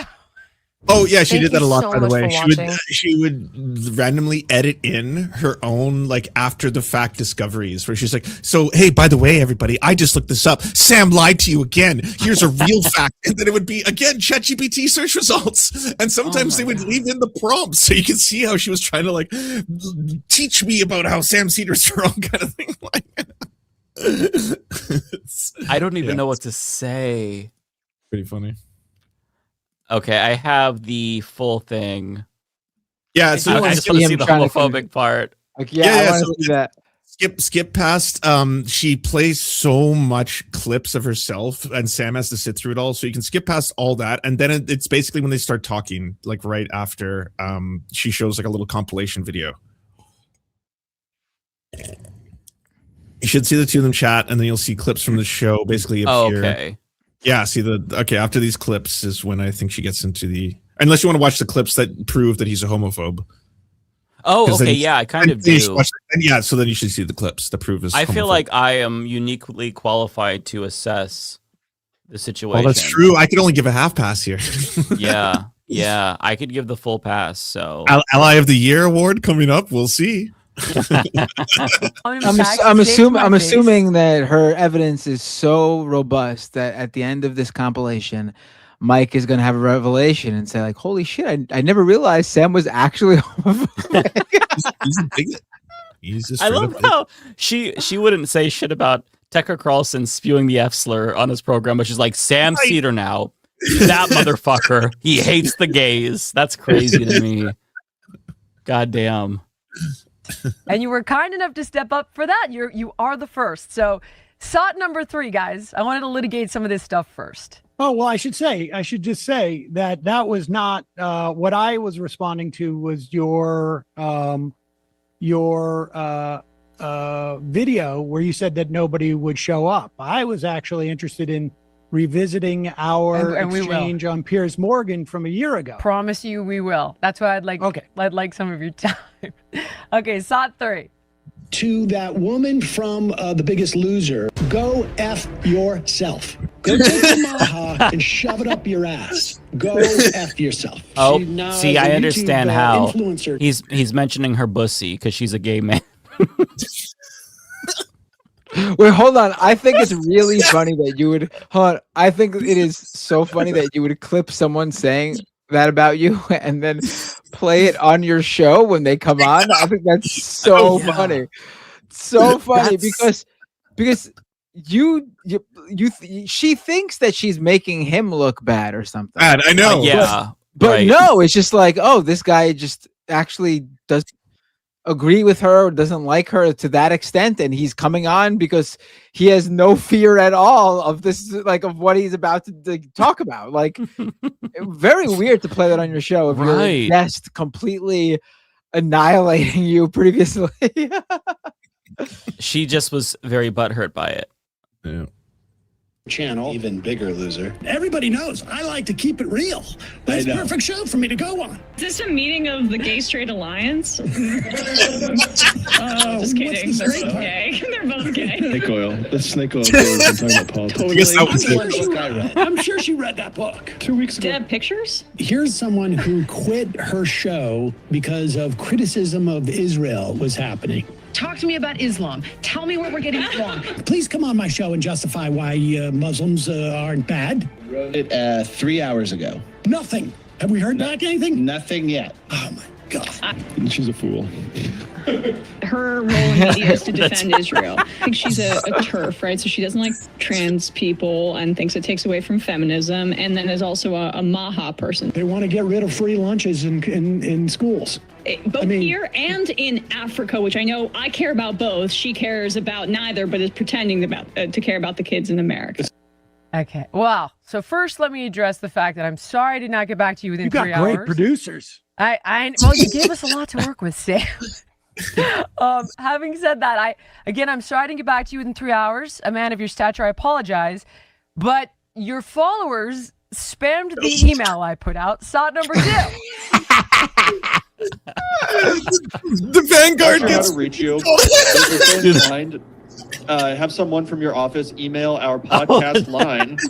And it's an email there. If you guys, want to send her an email, now you know what her address is. So go wild with that shit. And they did. Graphic number 1. Well, hold on for 1 second. Yeah. Those guys are on a completely different podcast. I totally get it, but it seems like they're your followers, though. They like you quite a bit, along with, like, I didn't even know Hassan Piker calls you Uncle Sam. They do a show about beefs, but I think I guess so. So then we got so graphic number 1. So we did in fact get those emails, and it made it very difficult to find yours. LOLOLOL. I think they left off the last O. You're such a fake dipshit excuse of a human being. I hope Cedar guts your duck ass. And how are you too poor to host this email address on your own website when you've been nothing but a grifter your entire professional career? I'll listen off there. Thanks. I don't really know what that part means. Was that my dad? It's one of the things. Then there's, I heard the progressive host of the Majority Report, Sam Cedar. Sam, keeping it real, Cedar would be happy to debunk all of your nonsense. Die slow, bitch. So it does seem that the apple does not fall from the trees. Well, I'm not sure. I can't believe she's doing this. Thank you for being here. I think I would honestly say to you, off the top, given all of that. Are you gay? Well, I mean, I don't know. How do you feel about it? I've watched you make fun of gay people now, including Benny Johnson and Steven Crowder, which is weird because Benny Johnson is not gay. Benny Johnson was slamming trans people. Oh, is he not gay? He's not gay. He's not? He's not, yeah. Seriously? Oh. Yeah, it's a little confusing. No, but you've insulted him utilizing that context, which is so weird. Like, why What do you mean? Okay. Oh, you mean like I say he's You're closeted? like, oh, he's gay. But like I don't think I have did. ever I'll said clear it. You did. Wait, she doesn't seem to understand And that. you did it to No, she Crowder as doesn't. well. But that's Sam is not calling Benny Johnson gay like how like you call something gay in the in high school. Yeah. Sam is literally like, is Benny Johnson gay? Because, well, frankly, he almost. I feel weird. You can tell. I'm sorry. I feel weird even caging it here, like and saying, tell Omo like he is. I don't even know how to describe how gay this guy who won't come out of the closet is. You know what you can speak on authority from? Just be like, I can tell you one thing: he ain't straight. Yes. Right. And listen, I can say, exactly. Listen, there's obviously heterosexual leftist mafia. There's obviously nothing wrong with Benny Johnson being gay. In fact, if he came out, that would be the most likable thing about him. What is super weird is how adamant he is about him not being, when there are multiple people who have come out over the years and said, men who've said, "Oh, I made out with Benny Johnson at the BuzzFeed holiday party." Right. Yep. Right. It's an open secret in conservative circles, according to conservatives. So, yeah. This is And hilarious. listen, if he doesn't want to come out, that's his prerogative, I guess. I mean, you don't have to come out if you don't want to, but I mean, I don't know what it's doing for him. Yeah, I mean, I will say, just don't go after gay people. That's all. Just don't. I think he shies away from going after gay people because I think he is sensitive to the fact that he's going to be a lot more suspicious. And I think Lindsey Graham kind of does the same thing where they're like, all right, I can't do this. I know about the trope and I have to be very cautious. You can't just be openly homophobic these days. Otherwise people are going to look at you with a side eye. What is Lindsey Graham going to do? Come out one day and like make fun of someone like, oh, that guy flaming homosexual. I just want to say, I think homosexuality is a sin. It's like, bro.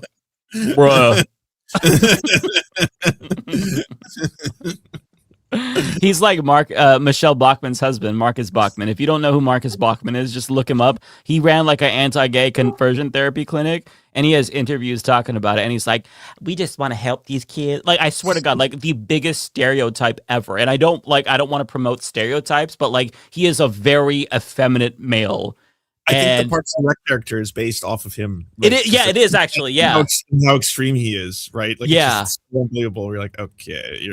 Also, right. She mentions Benny John. She mentioned Steven Crowder, right? Is she sharing a secret that she knows about Steven Crowder? Why is she bringing up? Well, that one's also Benny Johnson and Steven Crowder. Yeah, he also came out as that. bisexual, kind of, in a video where he talked about his bisexual demon. I didn't know about that. Yeah, he said it's urges. He has. It's a really old one where he basically has to push the bisexual urges away, kind of thing. But also, I mean, he's also. I didn't know about that. He got sued by his employees for sexually assaulting male employees. Yeah. He's on camera making his male employees bros being bros, man. It's just bros being bros. You know, we just right. we go out, we slap each other's butts, we dress up like women, and we crush with each other and the children. Well, just a bunch of straight bros being bunch of straight bros, man. This is what we do. And you can see when Steven Crowder puts on a wig and makeup, it's like you can tell it's the first time he could be himself in years. He genuinely feels comfortable in his own skin. And then when he's out of it, he's like trying to LARP as like Nathan Drake from Uncharted. He's got the gun holster and shit, and it's just very clearly all a facade. You could tell, you can sense how uncomfortable he is. So I feel like he's not just like Steven Crowder might be a lesbian. We'll just put it that way. I think he's trans, and well, no, I don't think he's attracted to women. I think he's a straight woman. Maybe I don't know. I don't know what's in his head, but he's hiding something and he's externalizing an internal struggle. What I do know is that there was another really far right ex-member of his show who straight up, like the one who gave the revelation that he's got a button under the desk that he pushes when everyone has to laugh at his jokes and be silent. That same person was like, I just didn't get what this was all about. Like, how are we owning the libs by doing these bits where he wants us to get in assless chaps while he spanks us and rubs oil all over our bodies? And we would say that. We would be like, how is owning the libs? I don't get it. He's like, you'll get it soon. Ah! You know, like all that kind of stuff. I think, yeah. It's just like, imagine going into work every day and your bosses make you dress and drag again. Yeah, exactly. It reminds me a bit of South Park's version of Mel Gibson, where he's running around going like, "Oh, please don't torture me," as he's like rubbing his nose. All right, I'll play a little bit more of this. I think she doesn't understand that shaming closeted gay Republicans for their hypocrisy is not the same as homophobia. Nonetheless, I'll let her cook, and then I'll share my my full Official analysis. review? Yeah, my All right. official conclusion. I do think. Well, I mean, I think it's pretty well documented that Benny Johnson is. I mean, certainly not. I'm not the only person to bring that up at all. A lot of right wingers have been more explicit about it than I have. Crowder, yes, I do think that Crowder is suppressing some things, and his ex-wife sort of like hinted around it. But I'm just asking because somebody wrote that to you in the thing, and I wasn't aware that you were gay. If you are, I am. You are gay. You talked about it in the thing. You've talked about it numerous times, actually. that you're gay. You've talked about it numerous times on your show, Sam. I mean, honestly, I mean, there are many things that you get wrong. I was surprised there was that many clips that we talked about you over the past year. But I think many let me just say the first one, Yeah. the first one, I was where I was confused. telling you to f off. Yeah, We're gonna get there. Was a response. Well, I mean, you've We're done gonna the get there. montage. I promise should you, explain we are it. going to get there. I should just say, within some proximity of that video, that specifically was when the first report of the tens of thousands, now hundreds of thousands of children, but also adults who have died as a result That's of not the cuts true, in Sam. USAID. You want to talk about that study? We can start there. You're wrong. Oh, I'm happy to start there. All right. Okay. So I think we're past that. Okay, I've made my judgment so far. Okay. I am ruling that Sam Cedar is indeed not homophobic. And because he was accused of homophobia, I will allow him to privately say the F slur one time. Wow. So, Sam, you go crazy, brother. I'll inform him for you. Let him know he's allowed to privately say it one Might be time. taking this report as a message for you. Master Cedar, we have some news from the U.S. It's good. It's like, you know, when you're a kid and you make those coupons for your mom, we'll do the dishes for Mother's Day. It's like a coupon for Sam. Can't say F slur in private one time. Can't direct it towards a gay person. You can call a straight person the F slur because that's just objectively funny. But you can say it one time. Yeah, you can't use it in hate. Yeah. Use love. One exactly. Love for self-love. And listen, I don't hand out those passes very often, so he needs to understand he's been wronged. He's been wronged, and that accusation, you know, it comes with a hefty reward. You know, it's like when somebody tries to lob a slap lawsuit at you, sometimes you gotta get them to pay your lawyer fees. This is kind of that, right? Where he gets to say it. But yeah, no, I think on a serious note, it's so hilarious how she was grasping at anything, because I think that you can see it in her face. She genuinely was pissed off that they were criticizing her so much. And she's one of these people that she Googles her own name. She looks at what everybody is saying. She watches every single criticism, every hate video about her. You can just fucking tell she is one of those people. And so, like, she's been seething watching Sam and Emma dunk on her because she's a fucking dumbass. And yeah, you could just see it in her face, the contempt. And I'm still so stunned by the Chat GPT thing. I genuinely cannot get over the fact that she just kept Chat GPTing everything that he was telling her. That is, bro, hang it up. Okay, go back to whatever you were doing, Biggest Loser shit, make some more Nintendo DS games, Fitness Ultimatum 2, 3, and 4. I don't know. You are not cut out, Jillian, to do political commentary. Okay? You have no thoughts of your own. You have to stop.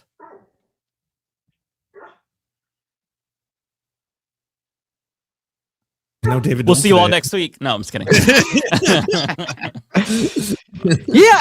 I'm surprised that no one's. Oh, I'm sorry, my dog is. I was just gonna say, I'm surprised no one showed up other than the three of us. I mean, that was so awesome. Let me see what my dog wants. Be right back. Away from energy. Terry, I wasn't sure if that was Tico or Chico or Terry. No, that's not Chico. He's got the cone of shame on right now because he's got a little scrape in his pawpaw and he won't stop licking it. So it's the sad times. Poor guy. Poor guy. I tried everything else. When you tried doing the first the bandages, and the talk and everything, and he started doing this cat thing where he would disappear for a couple minutes, come back, and it would just mysteriously always be off because he would just take it on it, and so gotta help him out. Yeah, Poopy had to wear a donut. It was like a Halloween costume. Yeah. But it was a little bit more comfortable because he kept scratching like a little scab on his back, and it takes forever because he kept splitting it open, and even with the donut, he tried to take it off. So that was so I feel what you're going through. It's tough. It's tough being a dog dad, honestly. Yeah. David and Matt would have no idea what it's like to be a father. They have no idea. You don't know the sacrifice, you deadbeats. The things we do for our children. Okay. Yeah. Well, it's not like having a human baby. Okay. Or a human child. A human, real person. Yeah. They basically just take care of themselves as soon as they come out of the womb. But and they're sentient. And they're sentient. Yeah. Dogs, they really need a lot of care. You really have to put in the work to make sure that they're happy and they don't kill themselves every single day by either scratching wounds and causing infections or swallowing something. Poopy, for example, literally tries to swallow every single fucking thing he finds, and that is a constant struggle. So that was Chico when we first started. That I really feel that sucks, man. I you could just see it when every 2 seconds you're like, I have to look because if I'm not staring at you, you're just gonna eat something, maybe poo. I don't know. You'll eat everything. It's what thankfully Poopy doesn't eat doo-doo, but I swear to God, he swallowed a squeaker. And I only saw it when I hear him dry heaving, and as soon as I look, it goes down the gullet, and you could tell what it is, and that ended up being a $2,000 vet bill because they couldn't make him puke it up, they couldn't fish it out, they had to split open his stomach to get the fucking squeaker out. It was so sad. He had no idea what was done to him. I know. But yeah, I have to watch him every single day, every minute of the day, basically. No toys with squeakers. He gets, human plushies to play with. He goes ham. He's legitimately trying to swallow everything. He's always been like that. So, yeah. Well, super chats. Let's do it. Let me write down the timestamp here. I try to keep track so that way people have timestamps when they watch the VOD. You're welcome, everybody. We work very hard on this show. That's kind of extensive preparation as well. That is very nice of Mike to do that. Mm-hmm. I try. Okay, did you want to go first, Lance? I kind of want to go to the bathroom. Did you want to start and then I'll come back in? Yeah, I can start. Okay.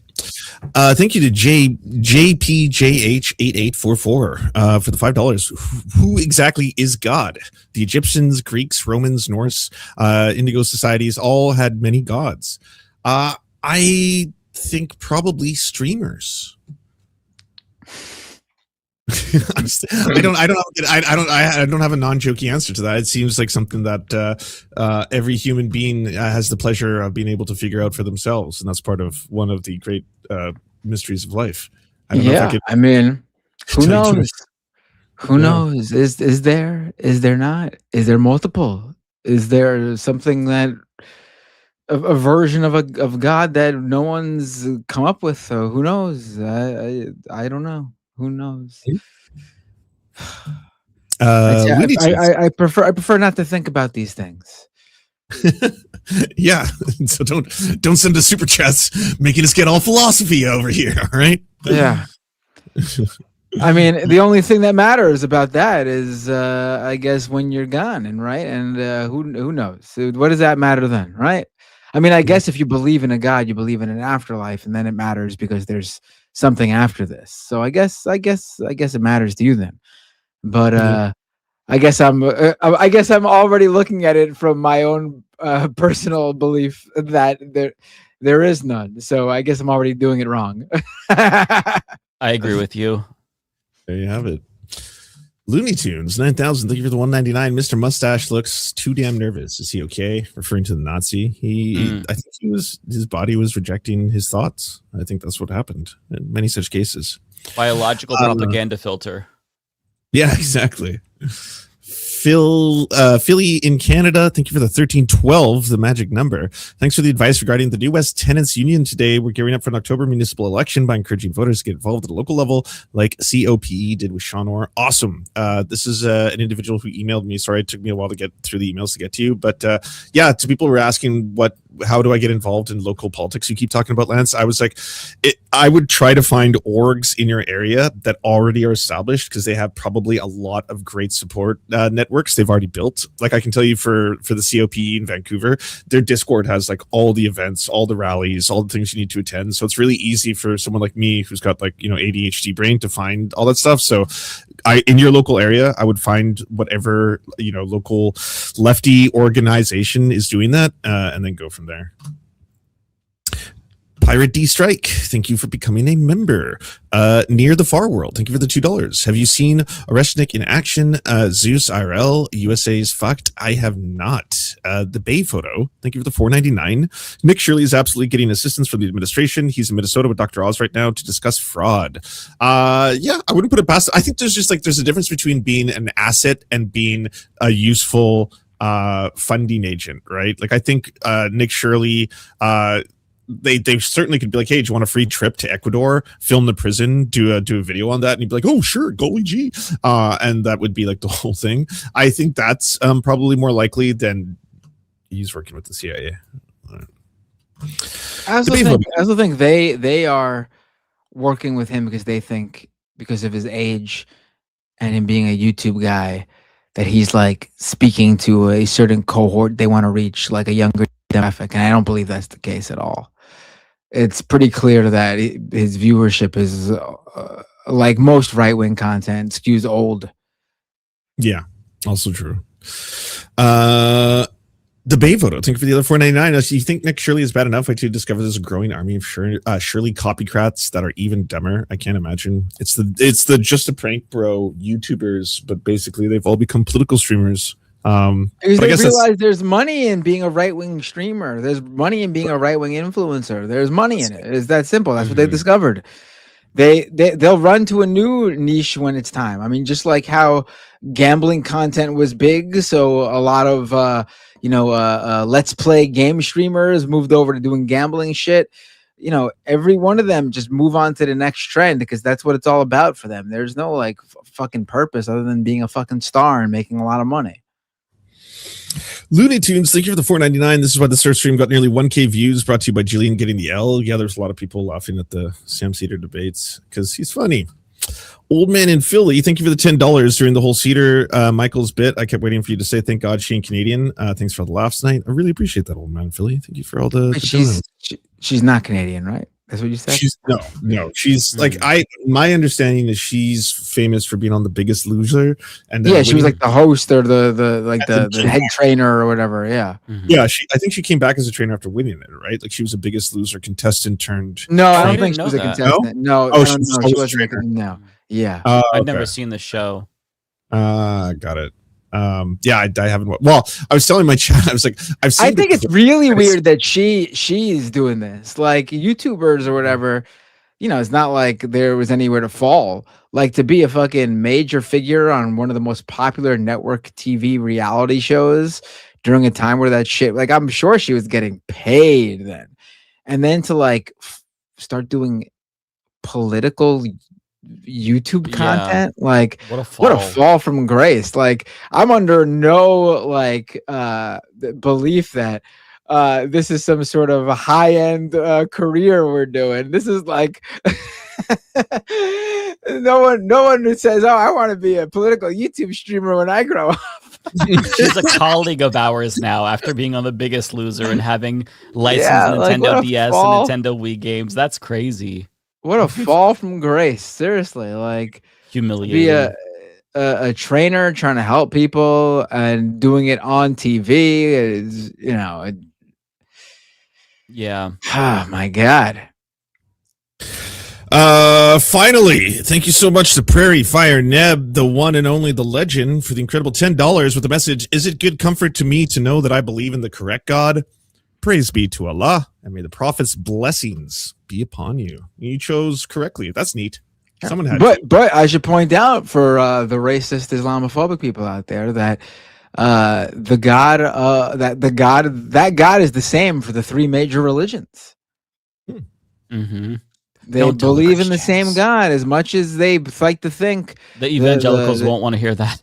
The xenophobes like to think that Muslim people are some sort of crazy. They believe in it's the same God for all those three religions: Judaism, Islam, and Christianity.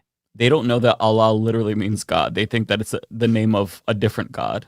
The Muslim God. Yeah. Yeah, they literally think that, I swear to God. Jesus, even Jesus, who is only the Son of God, and according to one religion, even Jesus is a major figure in Islam. They believe he's a prophet like Muhammad. They just don't think he's the Son of God. Yep. Mm-hmm. That's it for me, all. You guys can take it away. Have fun. Did you want to go first, Matt? Yeah, sure. Why not? All right. Go ahead and pull up or let me know what your first one is, and then I will try to Tokyo along. Hans with a member for 34 months super chat. Just here to pay my monthly. Thank you so much, Tokyo Hans. And then Tokyo Hans dropped 5 gift memberships. Thank you so much. Courtney Hayes with a $10 super chat. Thank you, Courtney.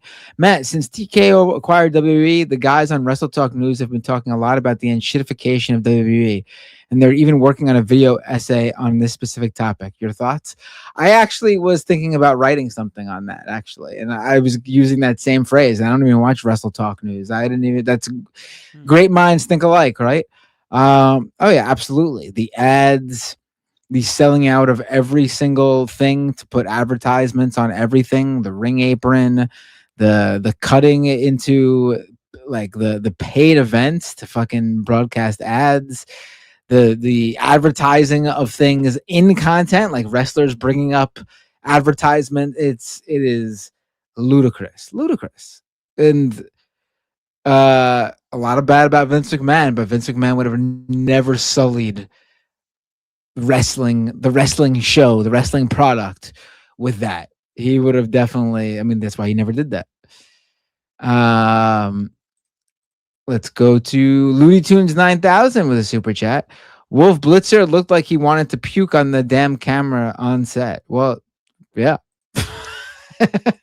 That's describing it almost. Troy Moson 8975 with a $10 super chat. Thank you. It is amazing that 30% of Americans still support a narcissist, corrupt pedo president where he said he doesn't care about Americans' financial hardships. MAGA equals Jonestown. Right. I mean, they are.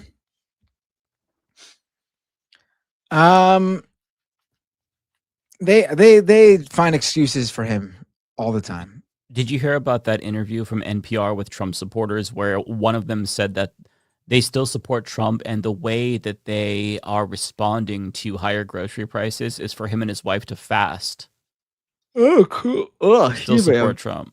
That's cool. Yeah, very much a cult, I think.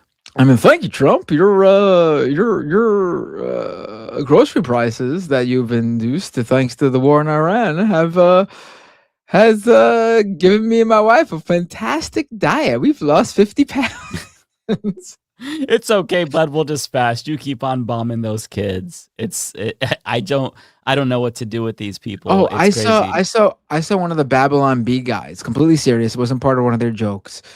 So respond to a tweet. Someone said something about like how it's pretty amazing now how like every like lunch you buy when you're working is like $20. Like lunch has become so expensive.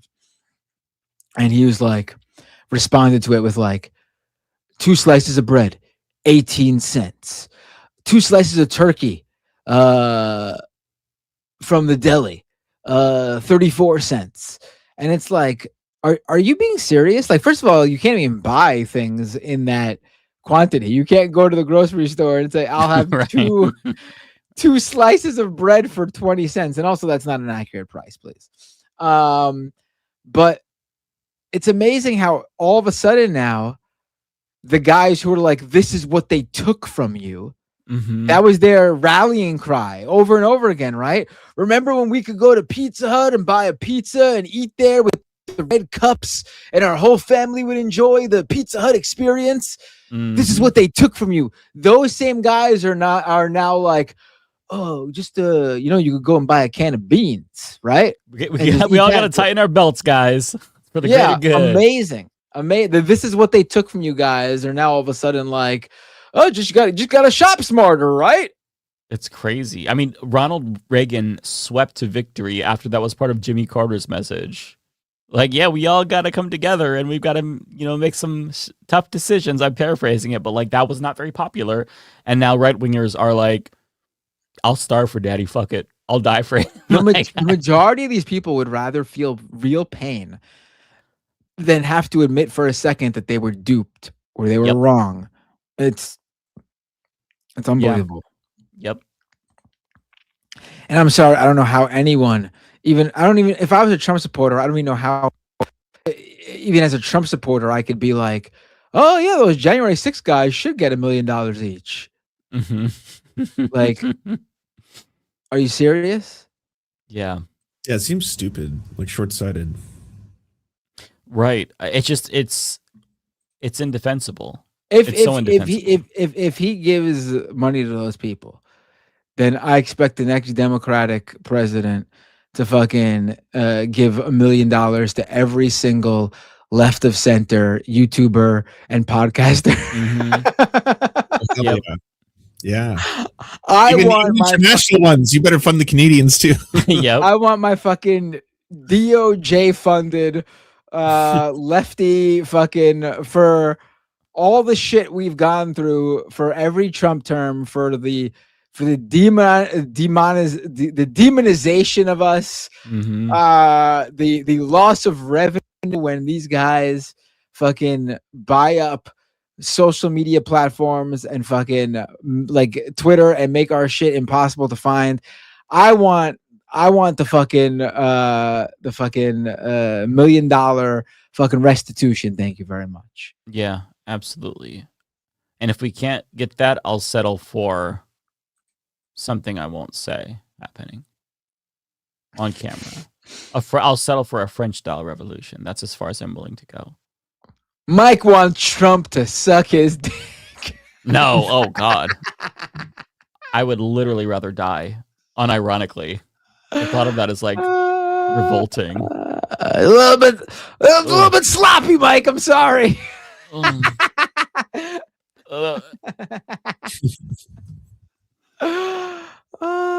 right, let's go to Old Man in Philly with a super chat. $10 super chat. Great conversation tonight. Silly question. Is it wrong of me to correct people when they say the summer starts this weekend? Summer doesn't start till the Mermaid Parade kicks off. But wait, summer doesn't start this weekend. Summer starts in June, doesn't it? First day of summer. I know it's Memorial Day weekend, but when is the official start of summer? Is always in June, right? Yeah, June 21st, Memorial Day. I look at Memorial Day as like, oh, like the school year is winding down. It's time for that's how I always looked at Memorial Day. I never looked at it as the beginning of summer, though.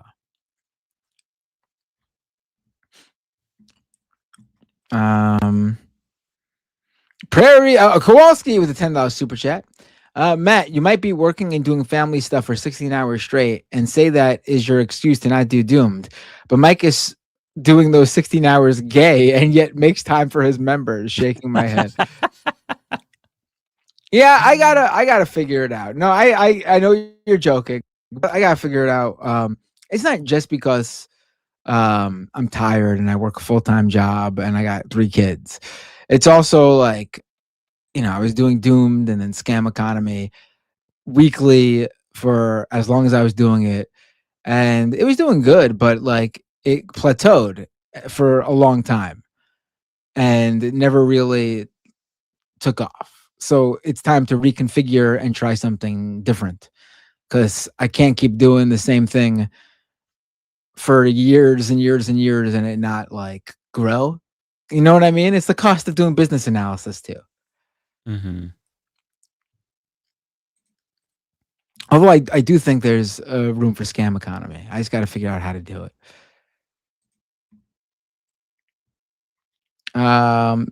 Tigwick plays games, right? I can't see his full yep. Appreciate you, Matt. That's all. That's the tweet. Oh, it's a $20 Canadian. Thank you so much. D Leopard XL with a super chat. I don't know, man. My folks have a goddess for each color of corn, each water spring, and how to care for it, and resistance against colonialism. It'd be like that. Hey,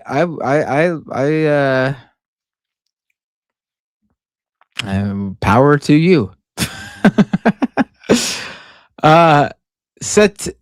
Satya Shravano 1. What are the chances we will be living in a much more socialist America by the time my 3-year-old son turns 18? Give me your honest prediction. Christ almighty, I don't know.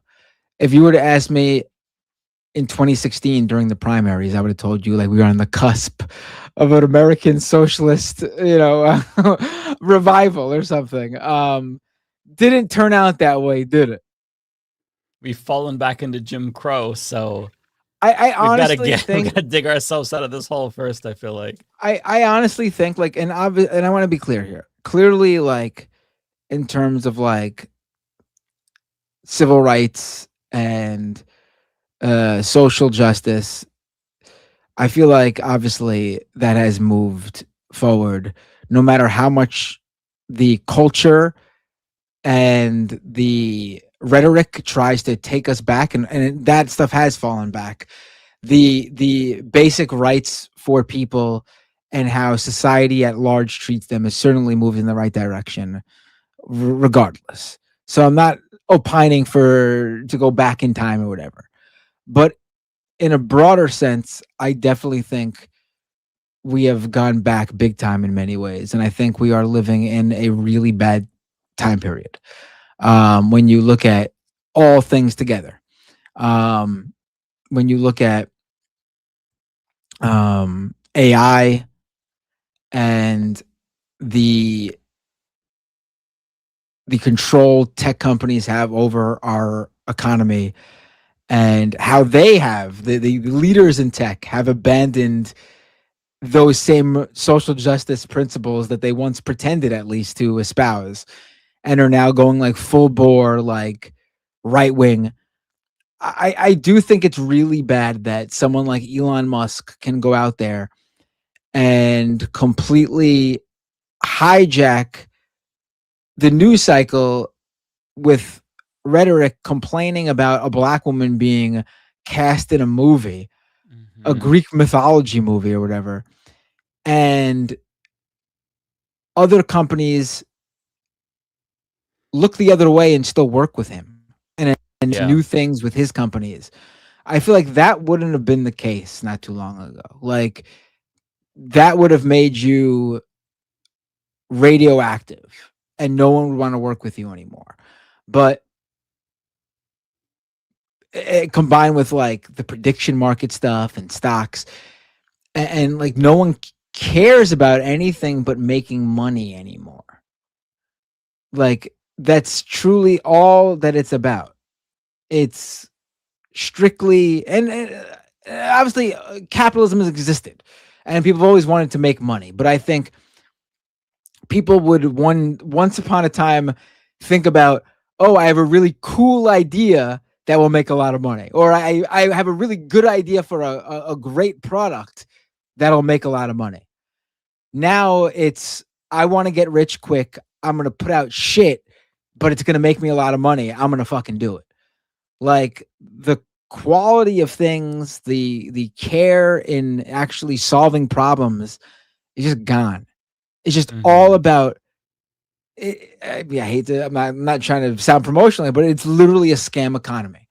The whole like multi-level marketing scheme is now what everybody wants to fucking do. It's just make money, make money, make money. You know, I think it's really bad and it's unfortunate, and I don't see how we come out of this. Honestly, I just don't.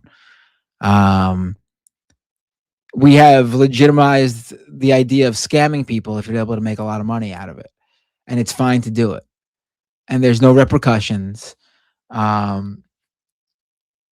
It's I don't know what else to say, but that's what it is. And I think it's sad. Honestly, it really is. Like I don't want to live in a world like that. I think it's fucking depressing as shit. Honestly, it doesn't have to be this way. It doesn't. I mean, it is, and I don't sucks. see I don't see it going the other way. Honestly, I know. Same. I feel like you see this a lot with young people. They're not like it's nice to see them stand up to AI and stuff, but you don't really see them taking a stand against this in a way that I wish they would. It's the enshittification of everything. I mean, I don't know what to say. No, I feel you. I don't have a much more optimistic look. Kowalski does in the chat. I saw him say that by 2033, but look at how New Deal politics. So there's that. Look at how the current administration is literally like enriching themselves left and right. Like Stephen Miller's wife has a podcast that gets like 50 views, and they're about to give her a multi-million-dollar deal for her podcast to go to Paramount or whatever. Is she? I didn't know about that. Yeah. Oh my God. It's like doesn't matter what you do. It doesn't matter how much time or effort you put into something. It doesn't matter. It's about knowing the right people, knowing the right shitty people, because the shitty people are the ones who get into power, because that's how you get into power. You're a fucking shitty person. You gotta treat people like shit. It's depressing. It really is depressing. Jesus. And so, like, just like, Jesus. I mean, I don't know what else to say. Like, I think about this shit all the time. I was reacting to Katie Miller's views on YouTube. Oh, okay. Sorry, I was doing my own little research. The January 6th, there's literally going to be a fucking pool of money put aside to pay off the people that Trump feels were wronged for supporting him, which means that like all the January 6th people who did what they did are going to fucking get payouts. Like literally they're going to get paid to have protested. And I'm saying that nicely in a way that like is analogous to how the right accuses the left of having paid protesters, and here they are actually going to pay their fucking protesting coup mongers or whatever. It's like, fuck. Like, what's the point? What's the point? Well, why go to school and fucking earn and study and earn a degree and fucking get a job in a field where even if you make six figures, it's going to pale in comparison to whatever the fucking toothless fucking asshole who fucking broke a window at the Capitol is fucking gonna get for just simply being there and supporting Trump. Like, yeah. Yeah, I agree. It's sad.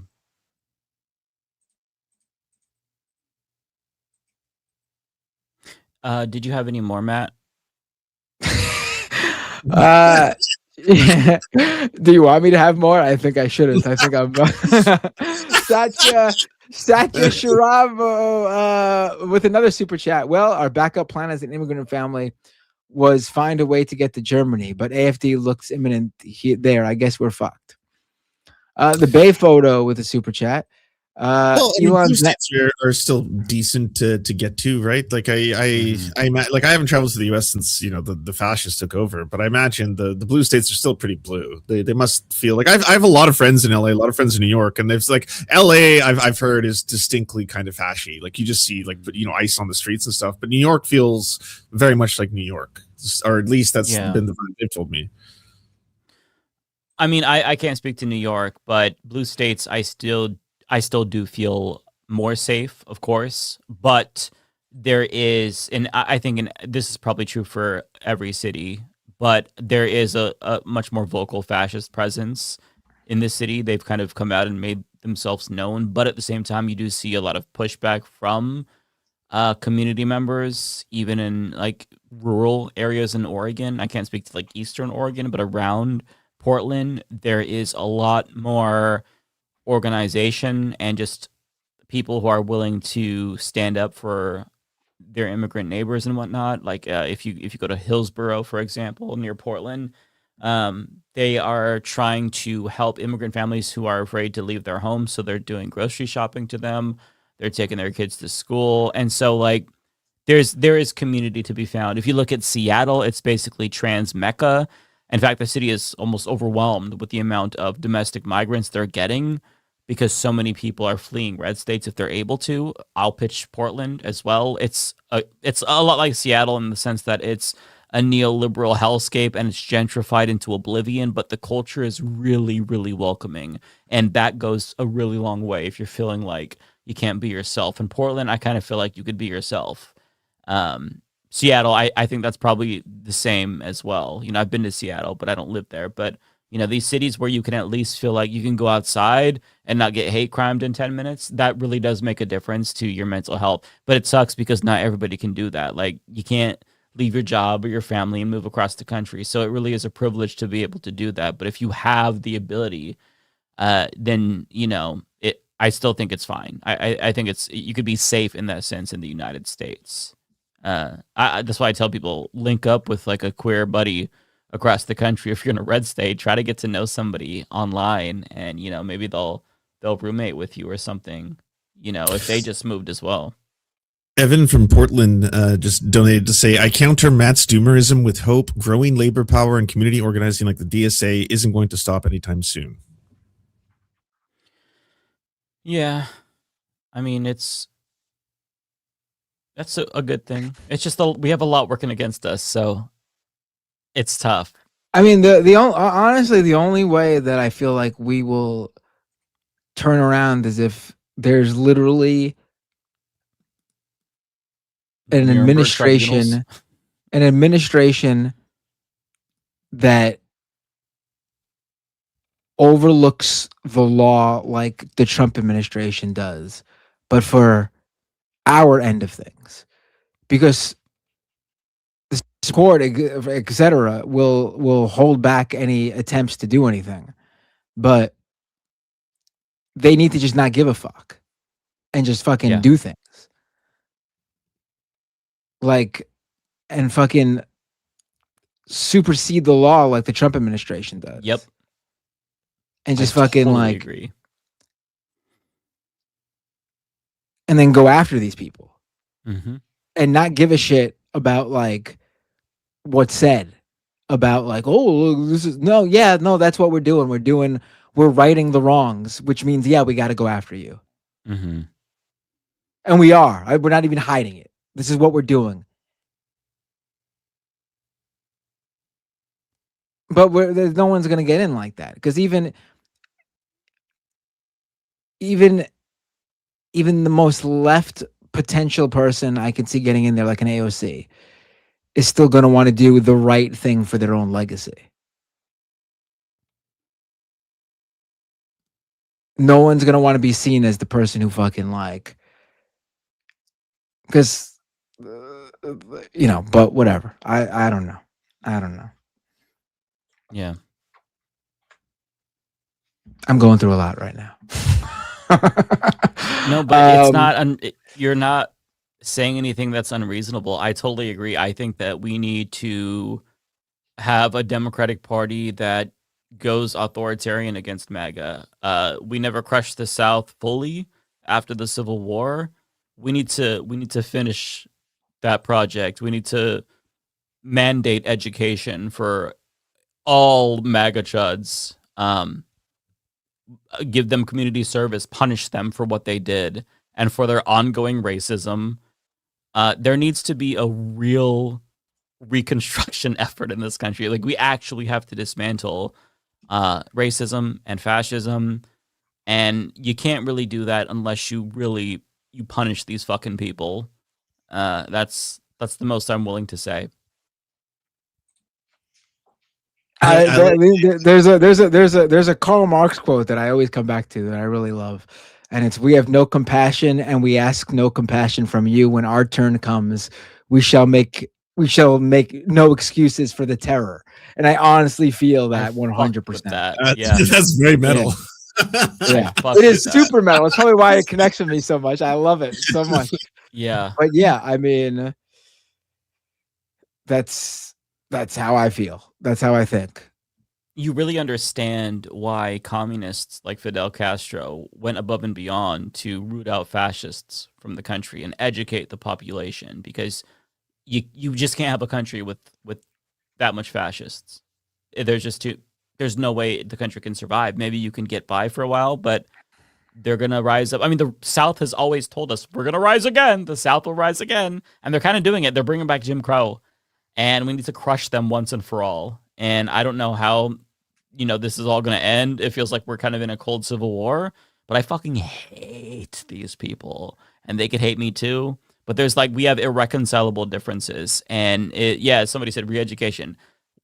We have to do re-education, and to me, that's like the moderate approach. Otherwise, I don't what do we do? Go to war with each other? Like, we can't live like this. I'm sorry, we're not going to live under Jim Crow 2.0, some apartheid white ethno state. I'm sorry, I refuse to accept that condition.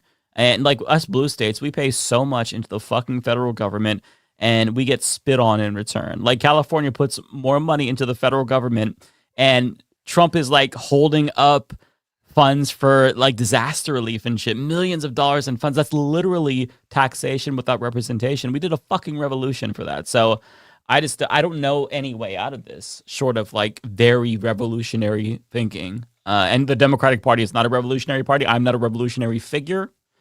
So I don't know what to do. I don't know, but we have to be ruthless. That's the only way. Cause I don't know.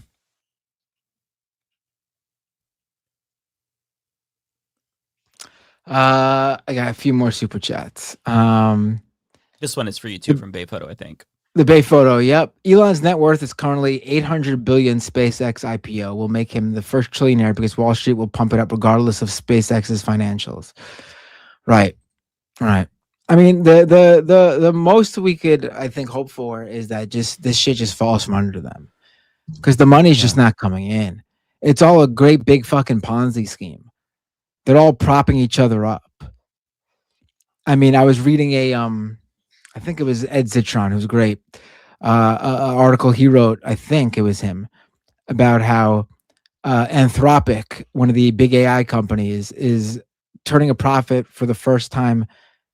I forgot which way it was, but either Anthropic or SpaceX is turning a profit because the other one is covering for their AI costs or something like that. It's all a big fucking Ponzi scheme with all these companies. They're all fucking propping each other up, hoping the money's going to eventually be there. But eventually, this is all going to fall from under itself. I just don't know when. And I don't know how long these guys could go on for.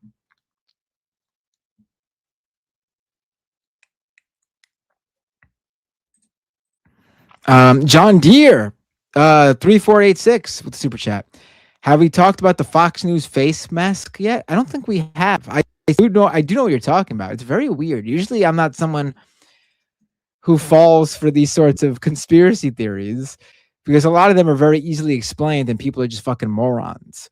But this one is very bizarre. Have you guys seen this? I haven't heard of this. No. What is the Fox News face mask? Hold on. Everyone's talking about it right now. Hold on. Oh, wait. Is it that guy? There was like something on his ear, a square, like the former. No, not player? Ear. No. Here it is. This is. I don't know which guy that is. I don't know his name. I'm going to drop this. It was a guest on Fox News. Pull it up on the screen. I mean, I've seen the full clip too. This is just like someone's close up of it, but I've seen the full clip, and this is not edited. This is from the actual unedited clip. Yeah, I've never seen this. Okay. Let me go full screen and make sure I actually share it. There we go. Okay. In the eyes of the Iranian Can you guys people, tell what's the going on with this guy's neck? global economy, which they're holding all hostage to. The more everybody comes It's to way realize too prominent for this to be like a lighting IRGC. thing or a camera At the end thing of the or an day, angle we're thing acting or you know what I mean? Like it's not your eyes playing tricks on you. This is something. threatening the Straits of Hormuz. Is this real or is this an AI video? No, of this someone- is real. This is real. Here, let me find the There's original. there's other footage that exists of the original stream. Like it's been tracked down because it's very easy to make it look like it's someone filming a TV that's now been AI doctored. No. This is here. Here's a clip of the full segment, not doctored. He could also just have like skin that flaps over, right? That's really that's over the. I've never seen. Listen, I've seen people with wrinkly necks, no problem at all. This looks like something more than that. This could be the necklace to end all necklaces. Let me see. Yeah, like oh wow. If it's a neck pussy and it's not actually like, I mean, hey, I'm ready for any possible theory here. Is it a necklace? Bizarre. Could it be a necklace? Wait, press play. Maybe someone said it could be a necklace. We were saying neck pussy, to be clear. I didn't suggest it's a necklace. Could be a necklace though.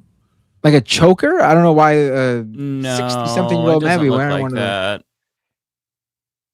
No, the way it's moving, that black hole gets bigger. If it was a necklace, it would move, but it wouldn't get bigger. You know what I mean? He could be someone because of smoking or whatever that had that hole opened up in their throat. No, because there's video of him. There's video of him from a couple of weeks ago, and he does not have that. Oh, okay. But he was looking a little bit different. He was looking a little bit different. Well, I mean, I'm running out of theories to. Have they ruled out if this is an alien wearing the skin of a human? Yeah, because that's what it looks like. I mean, I'm not gonna ignore the fact that it does very much look like a person wearing a skin mask. Yeah, it looks exactly like that, right? I don't. That's crazy. Yeah, I don't. That's weird. I mean, my instinct is to think that it's a shadow, but like you said, you know, it. I mean, it's partly a shadow. It grows. But It gets bigger. It's none of shadow. the usual explanations for these things make sense. Well, the internet says it's a double shadow. Apparently, the Snopes, not like it's not an official Snopes thing, but what I'm seeing is like people saying it's a different light source for creating the shadow. Yeah, like his collar. Yeah, on the right side. Or skin suit, Although, or lizard man. Look how I don't know. I think it's very weird. I'm not saying it's a mask. It's just I don't know what explains it. When you see him talk, the way it moves around, it's very bizarre. It is very strange, and it's taking the internet by storm. Everyone's talking about it. Yeah, that is. It kind of mirrors his mouth, like it's a second mouth. I like how you're like it's the nussy to end all nussies. He's just busting it wide open on national television for everybody to see. It's kind of crazy. I don't know, man. It's like talking. What shadow is like? I'm trying to understand if that's a shadow, where it could be coming from. It's matching the movement of his lips almost. Like, do you notice that? Look at it. Oh my god. Well, now I can't unsee it. It's like the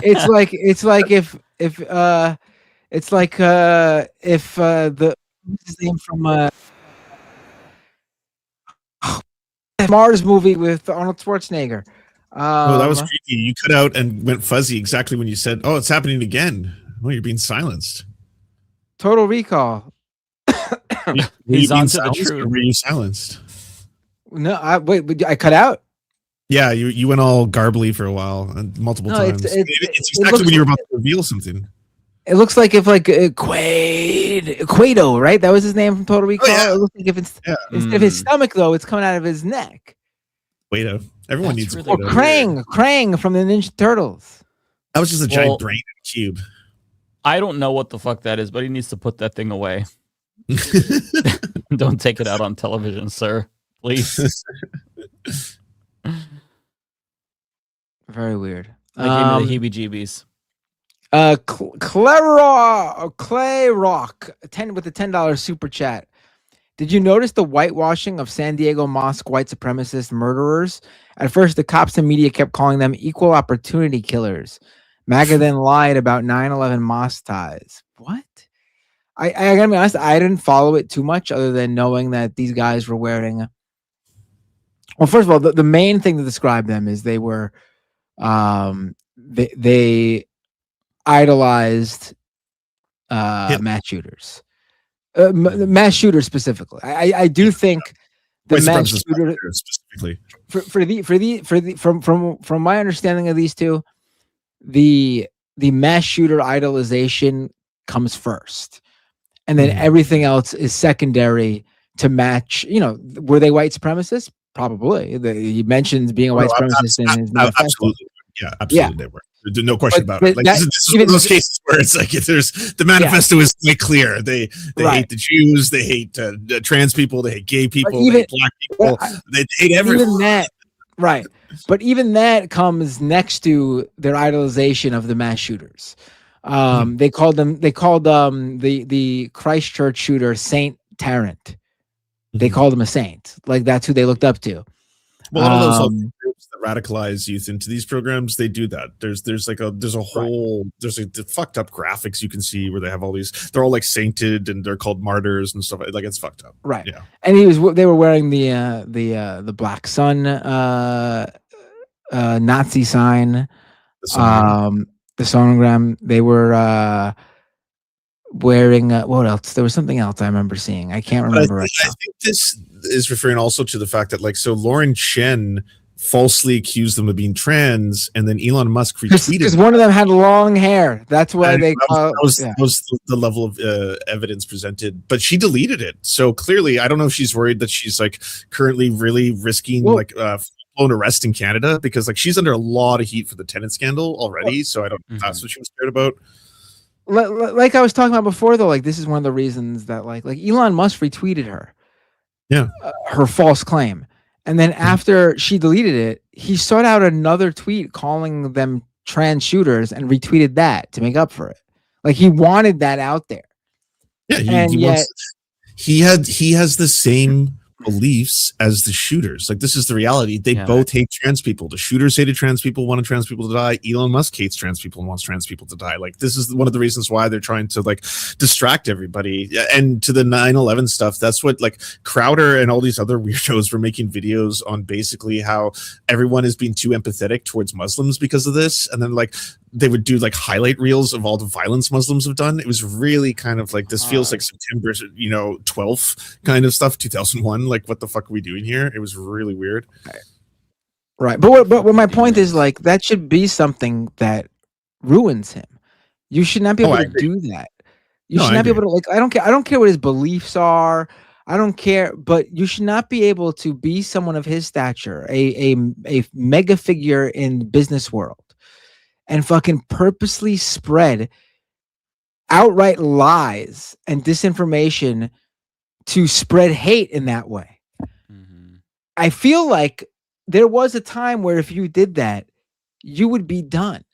Your companies would be done. And he got more smoked for smoking weed than he has gotten for any of this shit for posting full-blown Nazi stuff. Like if you remember, because that was the time when like corporate CEOs and stuff, like for your public image, you couldn't just roll around, smoke a bunch of joints and like drink with Joe Rogan. That was a big thing when that happened. And nowadays he's like just a full overt fucking white supremacist and does nothing to like. There's no one in that world who wants to. They all just care about making money. All 100%. There's no line that can be crossed. That can't be crossed, excuse me. There's no line that can't be crossed if you can make someone money. You can do whatever you fucking want. Like Trump joked about how he could shoot someone on Fifth Avenue and still have supporters, right? Elon Musk can literally fucking shoot someone and the business world would still fucking work with him and look the other way because they think he will make them money. Like, I do feel like that wasn't always the case. There was some sort of basic stance where people were like, I'm willing to lose a little bit of money to take a stand because I don't want myself and what I've created to be associated with something that I don't like. That's out the window now. There's no line that can't be crossed.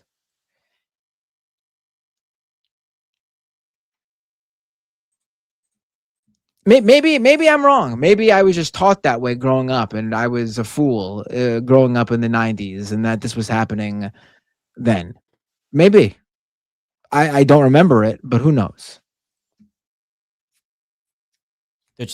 You're not wrong. I feel like our standards as a country have just completely collapsed, and it's a result of the Trump era in particular. There's just everybody thinks that they can get away with anything because Trump gets away with everything. So people are saying slurs again. They're being shitty because there's no accountability. There's no consequences.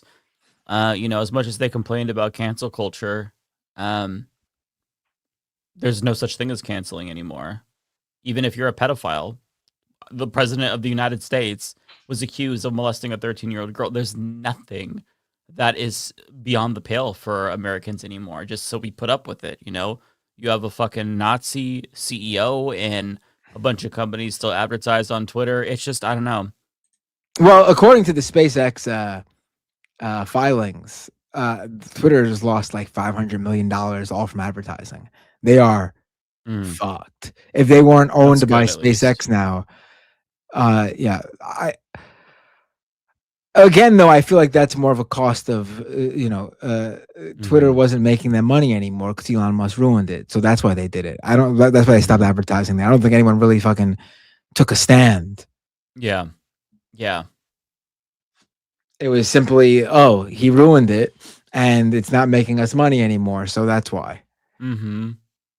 It almost makes me long for the days of like even rainbow capitalism, because like at least, these corporations were like, hey, we're going to pander to you, with the gay flag. We're going to change our logo to the gay flag for a month. But now they're like, fuck queers. You can say the T slur again. You can call gay people the F slur again on our platforms. It just feels like everything is so bad. Like the worst of the worst is being enabled and emboldened in our society. And I think that's really, really unhealthy. Like, I don't want this to have a long-term effect on generations, but I feel like it will, because this is not a healthy environment.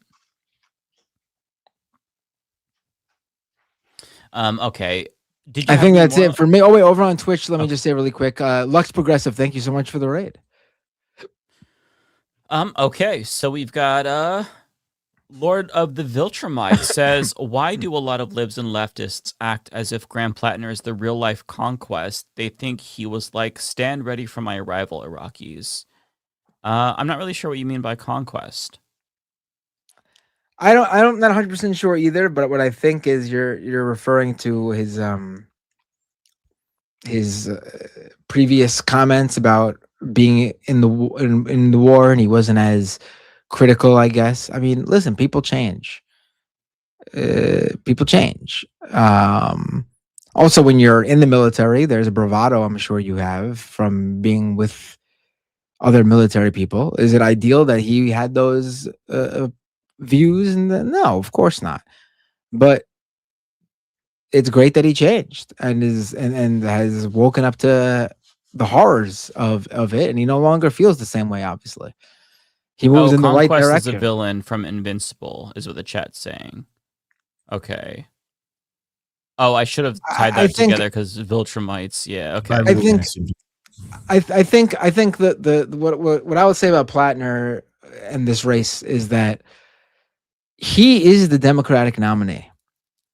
This is what the libs, the Democratic establishment, the centrists have constantly said to those few leftists who fucking are adamant about not voting for the Democratic nominee when their person doesn't win.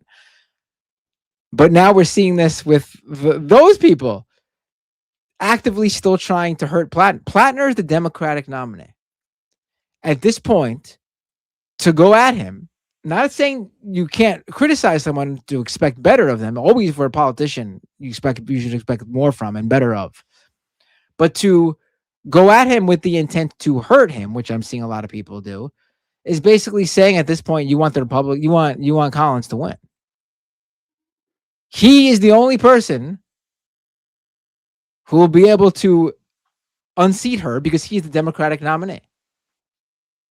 That's your choice. To say you're not going to vote for him. All right. I mean, if you're not in Maine, who gives a shit? But if you're in Maine and you're one of those people, you're just saying you want the Republican to win.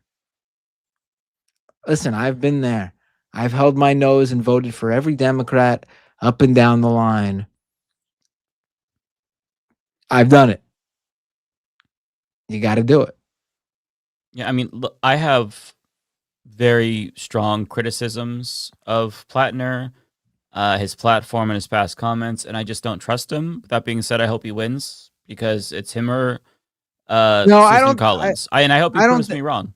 I don't think Plattner is someone who's going to be like that. I don't. I hope not. I don't think he's a Fetterman, that's for sure. And I don't think he's. I think people are seeing someone who changed over the years, who was like, but it's not like he was a far right winger or something. He just had sort of unsophisticated thoughts while also maintaining sort of the same politics throughout. Like he's always had, if you look at his old writings, these sort of like, without realizing it, sort of like progressive ideas. But then he would combine it with sort of, I guess, immature wording or actions. You know, that's it. Yeah, really.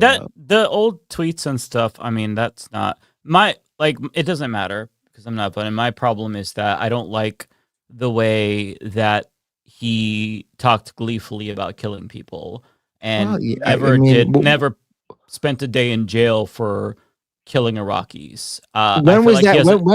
When were those? When is that from? When him talking? I don't remember when it was. It was like in the 2010s. There like just from a personal perspective, it made me feel very gross that he could talk about killing human beings that way and then not like really do anything to hold himself accountable. I hope that he has genuinely changed, but it still makes me feel uneasy to know that he did that. You know what I mean? And I can't just like put that aside. I hope he's a great senator. I hope that he's not like a Fetterman, but I can't like unsee that comment of him talking about that. It feels like I can't just like, well, he supports Medicare for all, so I can put aside the fact that he killed brown people. It's hard for me to overlook that. I understand why people are because we have two options.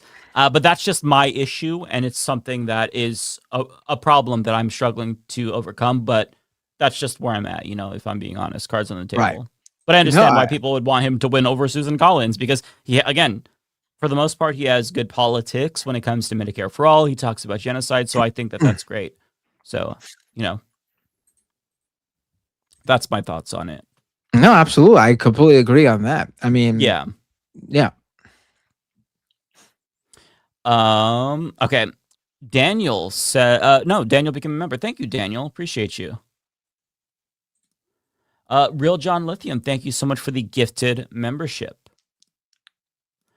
Asterisk 36, thanks for the 10. Any of you following Butch Ware's run for CA governor would love to see you guys react to his new Matrix Green Pill ad. Yeah, so that's another person who I don't trust. He, if I'm remembering correctly, he threw trans people under a bus. He attacked Olaimi Olurin and basically called her like a fraud for not wanting Trump to win, essentially. So yeah, he has great politics. I don't even know if he's on the ballot in California. And like, you know, I probably agree with most of his politics more, but that's another situation where you're all kind of SOL. You've got shit options, right? You've got a Green Party candidate who we probably theoretically agree with more, although I take strong issue with his trans position and also maybe his abortion position. I don't remember. It's been a while. Who is this and what? He was I think he was the VP for Jill Stein in 2024. Oh boy. But somebody says they have the same position on Mark Wahlberg. Yeah, you know what I mean. Yeah, that's kind of like that's my position. So I'm glad you can kind of understand. But also in California, I really don't know what I would do because if you look at like fucking Tom Steyer on paper, he sounds great. The problem, he's a fucking billionaire. I can't. It's so hard for me to overlook that fact because instead of using his wealth to end homelessness in his state, which he has enough money to literally do, he's trying to get himself power. And yes, he's saying all the right things. Maybe he is a class traitor. I don't know what's in his heart, but it makes me uneasy, and I can't unsee the fact that he got his wealth because he had investments in the worst industries ever. So I think that these are things that I will never be able to get over. If I were voting, I would have to think more seriously about it, but I'm not in California, so I just kind of feel uneasy because, like, okay, there's Javier Becerra, basically openly neoliberal, pro-corporate, and then you've got Katie Porter, who's like attacking Tom Steyer for being a billionaire, yet she doesn't support the wealth tax in her state. So it's just a clown show, and I'm thankful that I don't have to, I guess, figure out who to vote for because I don't know what I would do. I genuinely do not know if I could ever vote for a billionaire. It is very, very, very tough for me to get past that because I do not believe anybody should have enough wealth to buy themselves a position of power. I'm fundamentally against that. But like, what would I do in a situation where it's a general election and it's a billionaire who's like somewhat progressive and a Nazi? It's like, I don't want the Nazi to win, so do I like vote for the bill? It's like, first of all, I just fucking hate that our system does this. Duverger's law is a curse. The fact that we always have to choose between like 99% Hitler and 98% Hitler is insufferable. If I had my way, I would redesign the whole fucking system. We'd have mixed member proportional representation. We would not be doing this. But these are just the things that I struggle with, right? And I know that people won't agree with my calculations. It's like, take yes for an answer. He's a billionaire, but he's saying all the right things. That's the best you can hope for. We're already a shitty democracy, so who cares? I understand the pragmatic element to it, and I'm trying to be more pragmatic myself. Like I've been bitching, like I've been the guy bitching about how progressives need to drop out and endorse each other if they can't win. So I understand that from the pragmatic angle, but I still can't like remove the internal moral conflict that I feel with these kind of things. I hope that makes sense. Like I'm not trying to like go out of my way to shit on progressive candidates, and I don't want to be a wrecker, so I just keep my mouth shut. But those are my thoughts. Looney Tunes. That's why I'm staying silent. Good luck in your election. Good luck in your election in a state I don't live in a country I don't live in, and good luck. Yeah, it's like I have my disagreements. I feel the same way, Lance. I don't feel the need to vocalize my disagreements. I don't want to embolden, Republicans in any way and fascists. And there's a lot that I really like about Graham Plattner as well. Like I'm not trying to like needlessly shit on him, but I have serious issues that I struggle to just like put aside. If I'm being honest. Mike's Santa Claus beard is better than Mr. Mustache Guy's fake as hell beard. Well, thank you so much. The Bay photo says, I don't think they're withholding data. The DNC seems more likely to tell the consultant writing the autopsy to avoid Israel-Palestine altogether. I think that that's a possibility. Or, as I said earlier, maybe he picked Paul Revere so that way he would give him the results that he wanted. But who knows, right? Either way, like the trust is broken with the DNC. So I don't know.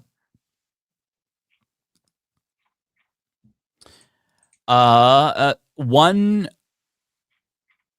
and only Smithy, thanks for the 5. Blue MAGA is the worst opposition money can purchase. We need an opposition party. It is agonizing to see this country go to shit and have almost no pushback. I cannot tell you how. I mean, I can tell you all know, but like I can't express how fucking demoralizing it is. Lizzie Bennett, thanks for the 5. Seen that interview with Bartiromo did with Fetterman? He was like, I blame Iran. 2 milliseconds later, he's like, I don't blame Iran, and said America's 50 years old. I did see that.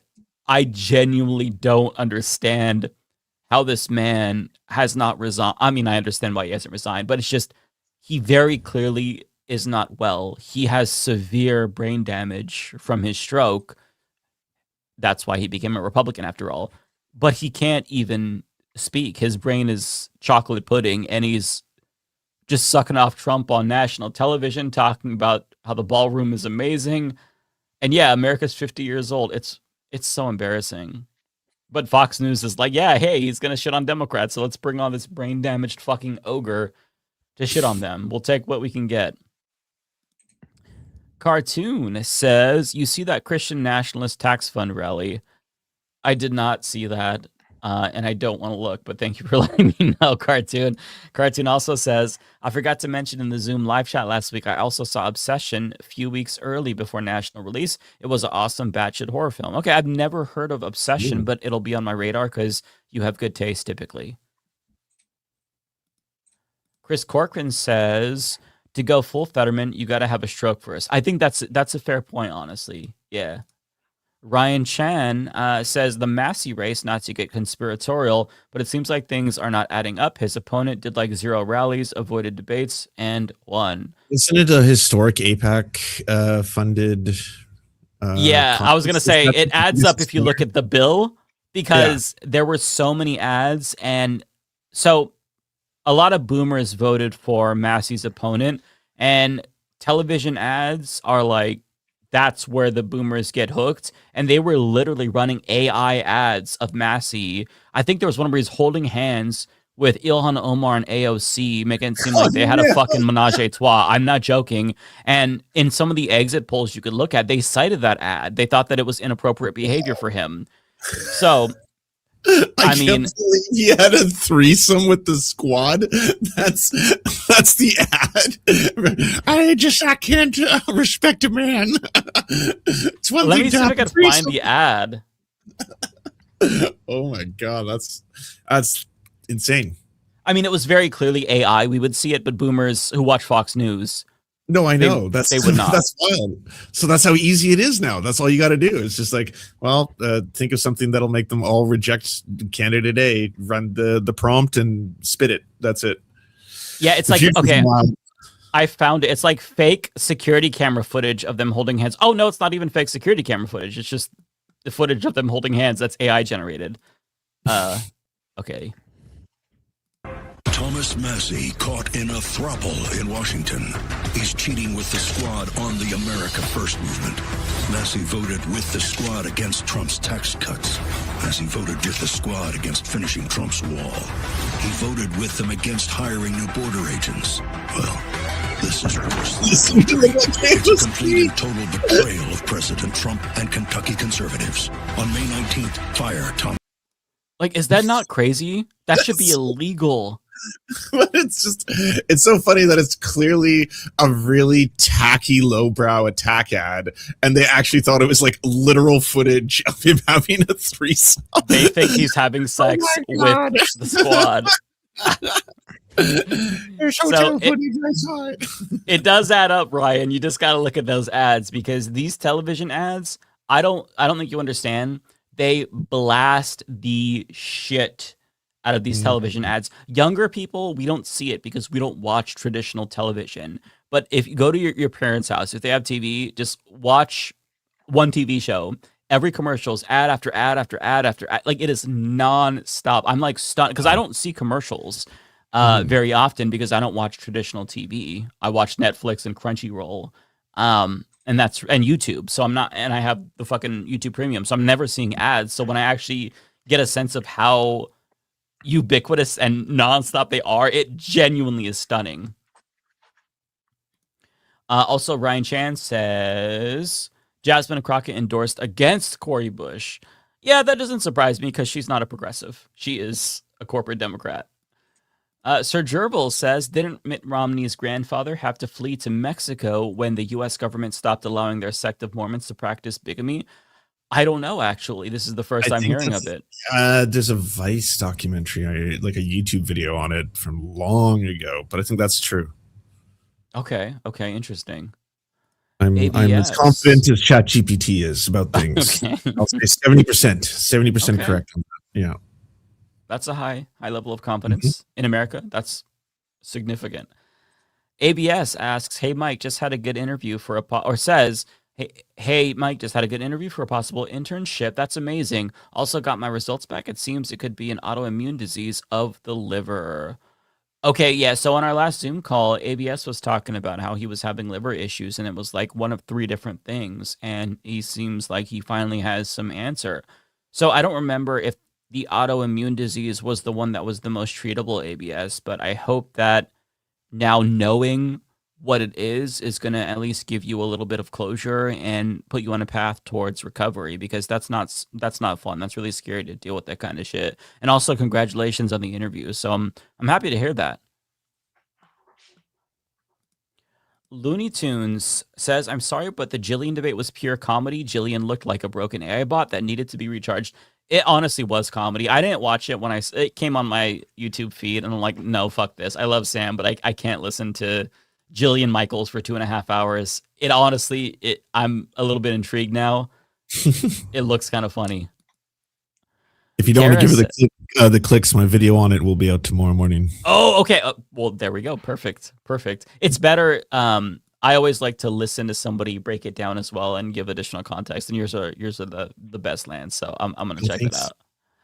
Celeste says she has a new pinned comment. Oh, on the Jillian Michaels video. Let me check and see what that was. Give me 1 second. I'm gonna pull that up. The Ultimate Clash. Okay, her pinned comment says, to all my new fans coming from Cedar's corner of the internet, do you guys have a collective name like the Groypers so I know for the future? Oh, she is so mad.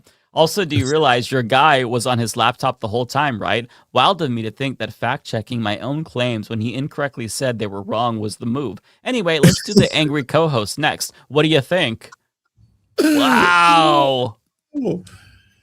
That's crazy. No one's saying you can't use a laptop, although like obviously it's going to slow everything down if you have to like look every single thing that you discuss up. But like the difference is that you were feeding everything directly into an AI chatbot and taking whatever it spit out as gospel. That's why it's fun, including the times when it corrected her and agreed with Sam, and she would still put it on screen as if it like somehow proved something, and then you could just be like, yes, that's exactly what I'm talking about. 1,700 deaths, like right there, you know. Right.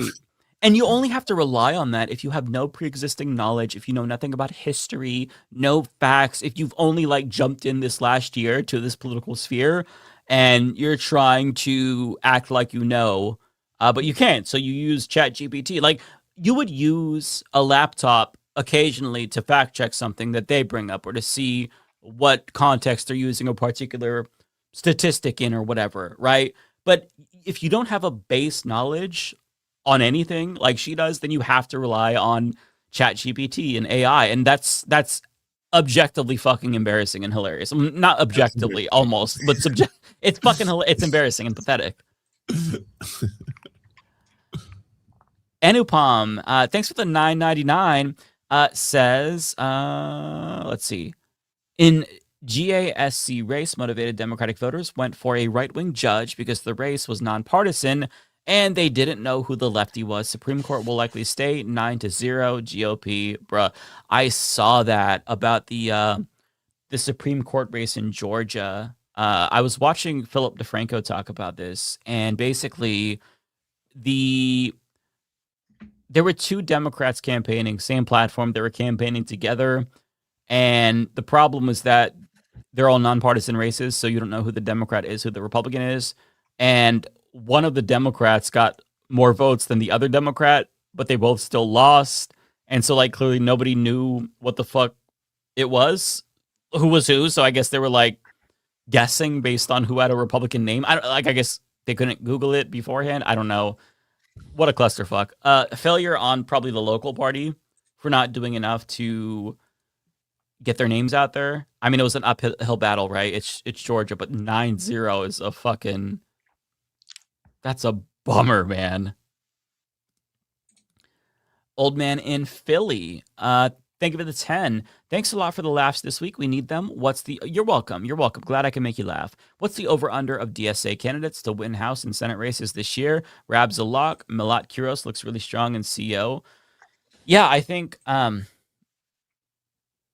I don't want to say because I'm always wrong, and also because I'm very cynical, and I think we want to ride the wave of hopium. So we'll just say that, like, I'm going to assume they're all going to lose, And when they win, it'll be a pleasant surprise, so that way I'm not disappointed and crash out like the Cat Abu Gazella race, because that really took the wind out of my sails for a bit. But thankfully, the Chris Rabb victory has rejuvenated me. And like this all is why I don't try to follow electoral politics as closely as I used to, because it is mentally draining. But I'm feeling good, and I hope that things continue in this direction. We'll just say that. That's as specific as I can be, unfortunately. Not really Rachel Atwood. Hey, Rachel. Are the straights allowed to say Straggit? I believe they're the only ones who can say Straggit. We have to ask them for the pass for that one. I don't know, Matt, are we allowed to say that? Not that you're a Straggit. I would never say that towards you, but are we allowed to say that? Yeah, I think you can. Okay, well, I give you. Matt. I give you have you the pass, Rachel. Tigwig plays games. Thanks for the 20. Very generous super chat. Tigwig is always making it rain on us. Thank you so much, Tigwig. Lovely show tonight, Mike. I'm excited to hear Sam make use of his new hall pass. Thoughts on when he might bust it out? Well, I wouldn't know, because it's only to be used at home. If he says it on air, that's a swift penalty, and he's going to have to do community service specifically for me if he violates that. So we won't know. It'll just happen if he chooses to use it. Tara says AOC went to Trump country to fight data centers. I love to see that. I think that's actually a great strategy. It makes sense, because nobody wants these fucking data centers in their backyard. Kowalski, thanks for the 10, Kowalski. Super El Nino is expected to hit by late July. It will cause immense stress to the food systems, monsoon rain failures in Southeast Asia, South American floods, and Trump war fertilizer shock 2027, Arab Spring 2.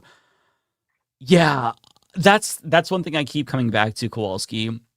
I feel like we're only at the beginning of this shit. We're going to feel some real economic pain, and it's going to get rough. And my only hope is that Americans understand that this was the direct result of this dipshit Donald Trump, and they understand once and for all that climate change is real. That's not going to happen. What the fuck am I saying?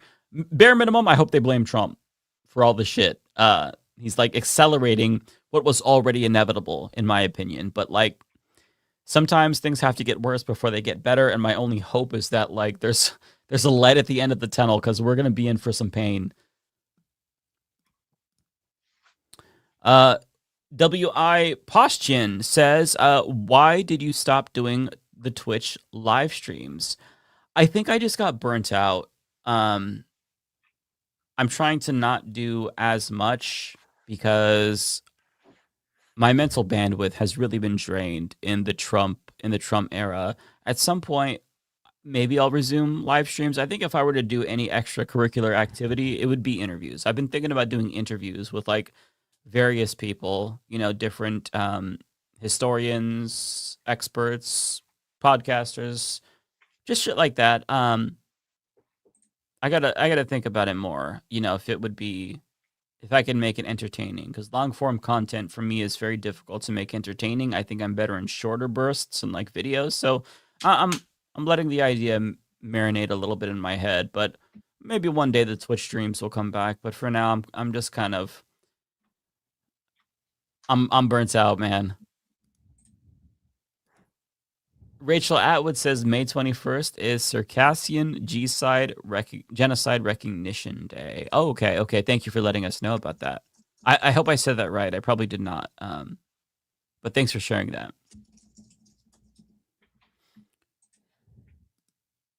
Rochelle Dingra, thank you for the $10. It says, I wanted to make a suggestion, but YouTube not allowing sending super chat and support anyway. Oh, I'm sorry that YouTube is not allowing you to do that. Is your comment getting picked up in the comments by the spam filter?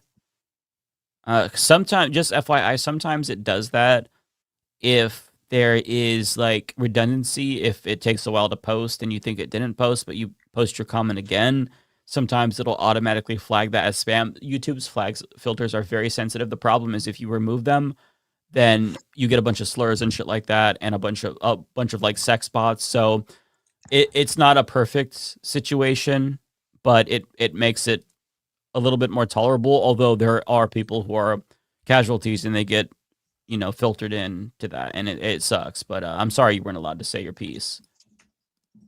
Chemical Dragon, thanks so much for the 20. Very generous super chat. Mike, with how corrupt FIFA is, do you think this World Cup in the USA should be boycotted? Every aspect of how it's been managed is a shit show in the US. I hate that we're hosting this under Trump. So sad fans can't come. Well, I mean, I'm probably like the worst person in the world to ask this question to because I'm already boycotting it. I've boycotted every FIFA. But just as a non-enjoyer of football, I would say yes, I hope that it's boycotted because America doesn't deserve this privilege to have the World Cup hosted here. I think that we've been a shit country. We cause chaos and terrorism throughout the world. So I feel like it should be taken from us and given to a different country. Perhaps one of our victims in particular, because this is just not okay. So yeah, and as you said, how are people supposed to come to this? That's one thing I was talking to my husband about the other day. It's like, how are people from countries supposed to come here and enjoy this when they're under threat if they're not white? That's just, it doesn't make any sense. And I know that some hotels are kind of like shooting themselves in the foot because they charge like 300% more. I saw that. And they ended up having to drop the price a lot, I think, to below the surcharge because, It's really messed up though, because if people don't understand how FIFA works, because I'm hosting it as well. We're a host city, Vancouver. Your city pays out, I think our estimates are around close to $1 billion to do all this building, infrastructure, security, all this kind of stuff. And then the idea, because it's all the taxpayers paying for it, whether or not you agree with it or not, the idea is there's going to be a windfall in tourism to your economy. And then in so doing that, all of the shops, the stores, the hotels, the restaurants, it's going to be, very plentiful for everybody. So it'll help everybody in that. But for like parts of the US, they're struggling because like so many of the hotels are empty. People don't want to go. The tickets are so fucking expensive that general purchasers are priced out. Like most people I know who are massive football fans hate FIFA. Like the most diehard football fans are also like, fuck FIFA. It's such an evil fucking organization. Yeah, I've heard that too. Like I don't know much about FIFA, but I do know that their fans fucking hate them because of how corrupt they are as an organization. Kowalski says, thank you for the 10, Kowalski. Very kind of you. Businessmen used to having principles during World War I. The wealthy and connected forced their sons to fight because they actually believed in the Republic. Capital is now global, no loyalty. Yeah, I agree with you, actually. There was a buy-in to the country. There was a buy-in to the project of, we're all in this together. We're Americans. Of course, not black people. They never accepted black people. But like there was a little bit more of a national identity in some ways. Or Native gays. Yeah. Yeah. Like there was a bit of a collective identity for the worthy people in their eyes, right? But yeah, I mean, our national identity is just non-existent now. I mean, just like I identify as an Oregonian before I call myself an American.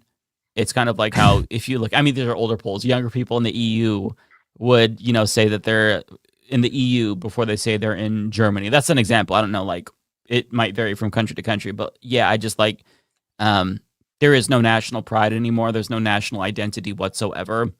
But yeah, I mean, like business people didn't go out of their way to fleece their workers. They were greedy, but they wouldn't bleed them dry like they do today. So yeah, I agree with your point, for the most part.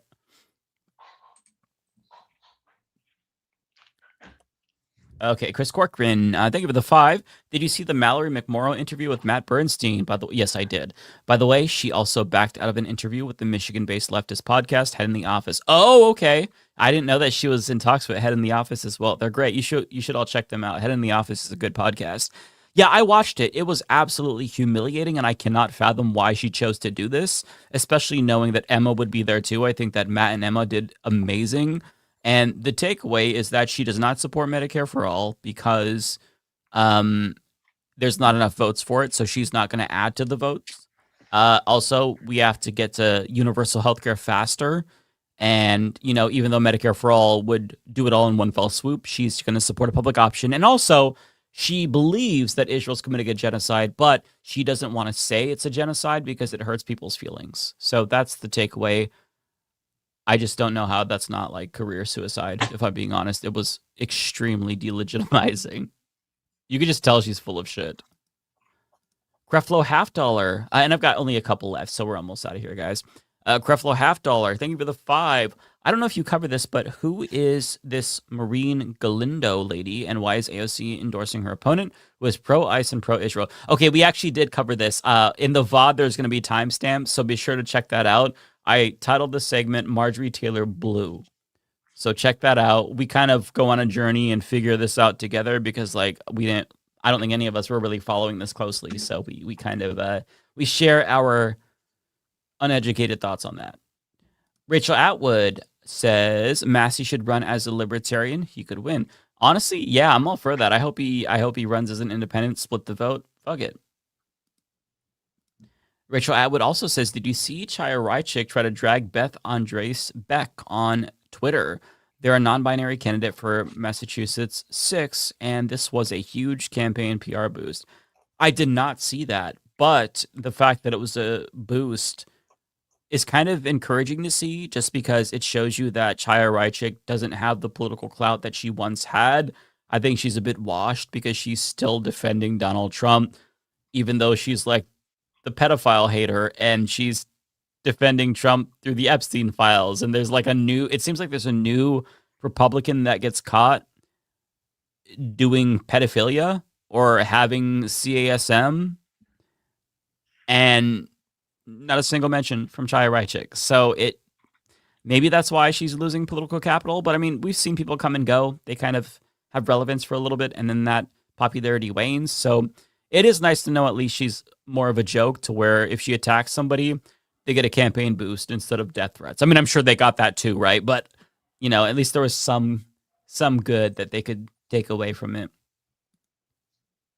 Pluvius says, if you decide on interviews, try Riverboat Jack. Her effort for her community, join Infiltrate the Dems and DSA at the same time, might give some hope. Yeah, I mean, like, if I do interviews, I will do interviews with everybody, for sure. All my leftist streamers and YouTubers and whatnot. I need to figure out like what I want to talk about, what I want to interview people about, try to workshop it, make it entertaining. Creflo $50, thank you for the 10. NJ Transit train tickets are $98 to get to MetLife Stadium when they are around usually $20. That's a huge surge. One of the ticket prices I saw for Brazil Morocco was $39,000, and the lowest is $1,400. My God, how can normal people afford that? That's fucking crazy. Holy shit, man. Rachel Atwood said, thank you, Rachel. You've sent like multiple. I really appreciate you. Replacing Seth with Beth is such an upgrade for MA6. Inshallah. Rochelle, thank you for the 5. Mike, if you would like to interview a historian, I recommend Tad Stormer. Okay. I mean, I'm not, nothing's on paper yet. It's just an idea swirling around.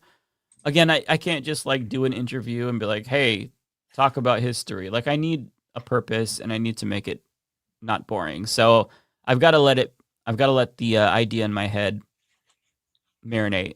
Got to cook a little bit. We got another one here. Member chat from Checkmate. This one, okay. Yeah, this one is for me. Okay. Hey, Mike, do you feel the DNC will actually move further to the left, or do you think they'll just continue to ignore leftists and their broader base? Yes, the latter. They're going to continue to ignore leftists and their broader base. The only way you can get real change from the DNC is if a progressive wins a Democratic primary and they take it over and clean house. That's the only way. And also, thank you for the membership for 15 months, Celeste. I think that is everything. Yeah, that's all. So do we, who do we want to read on I have Twitch? one last one that just came in. Jacqueline Litch, 7050. Thank you so much for the 689. There's a new theory that microplastics and waste create hormonal changes that make people trans and gay. The Jean Green Party affiliated conspiracy. And that's also what RFK Jr. believes, by the way, in case anyone didn't know. That's his. Oh, okay. And for me, really quick, I want to thank, you read their super chats already, but Chemical Dragon and Kowalski, thank you so much for the super chats. And over on Twitch, Valis Nova cheered 500 bits and then cheered another 100 bits. You guys should do a gaming stream. I don't know what games you guys both play. And Ecoplex Media, subscribe with Prime. Thank you so much. I'm playing, We should do a gaming stream. 9 Souls right now. Have you played that game, Mike? I started it. I didn't finish it though. I played it on Game Pass for like a couple of hours. I just tried it out. It seemed okay. Yeah, it's cute. It's fun. Okay. Good to know. It's your kind of game. It's the Dark Souls or whatever. The ones where like you die once, you only have one shot to get your revenge, or you're fucked. Like that kind of difficulty. Yeah, that's my cup of tea. Yeah, I play those so much. I'm playing the Mouse PI game right now. It's like the black and white Mickey Mouse based first person shooter. That one's really fun. I like that. I usually don't play shooters, but I'm enjoying it. It looks really, really cool. I've actually wanted to play that game since I saw the early trailers. Yeah, it's really pretty and it's funny. It has Troy Baker doing the voiceover for the main character. I like it, and it's it's a little $30 indie game. I think it's an indie game at least. Yeah, it's indie-ish, small studio. Yeah, big distributor. Yeah, I like it. I would highly recommend it. I did not expect to enjoy this game as much as I did. I thought it would be good, but it's really, really fucking good. They really put a lot of work into this. It wasn't just like, oh, the art style. It was like, no, there's actually some depth to the gameplay. Oh, sweet. Yeah, for people who like Cuphead, it looks like Cuphead, but black and white and an FPS, essentially. Yes, exactly. Who should we raid? Who do you think we should? You always have I don't think we've ever raided Amy. She's a housing advocate. Oh, Amy C3? Amy C3? We've definitely raided her. Oh, okay. We could raid her right now too. Okay. Yeah, I'm fine with that. I like Amy. All right, sweet. That makes it easy. I see all you guys next week. Yeah. Love you. Take it easy. Send my love to the family. Binder. Very, very sorry. Will do. Thank you. Same for you guys. Say hello. And I'll see you all next week. You all take care. Oh, wait. I forgot to press the start raid button. 1 second. Hold on. It's coming. It's going. 3, 2. All right. I'm pressing it now. Bye, everyone. All right. Good night, everybody.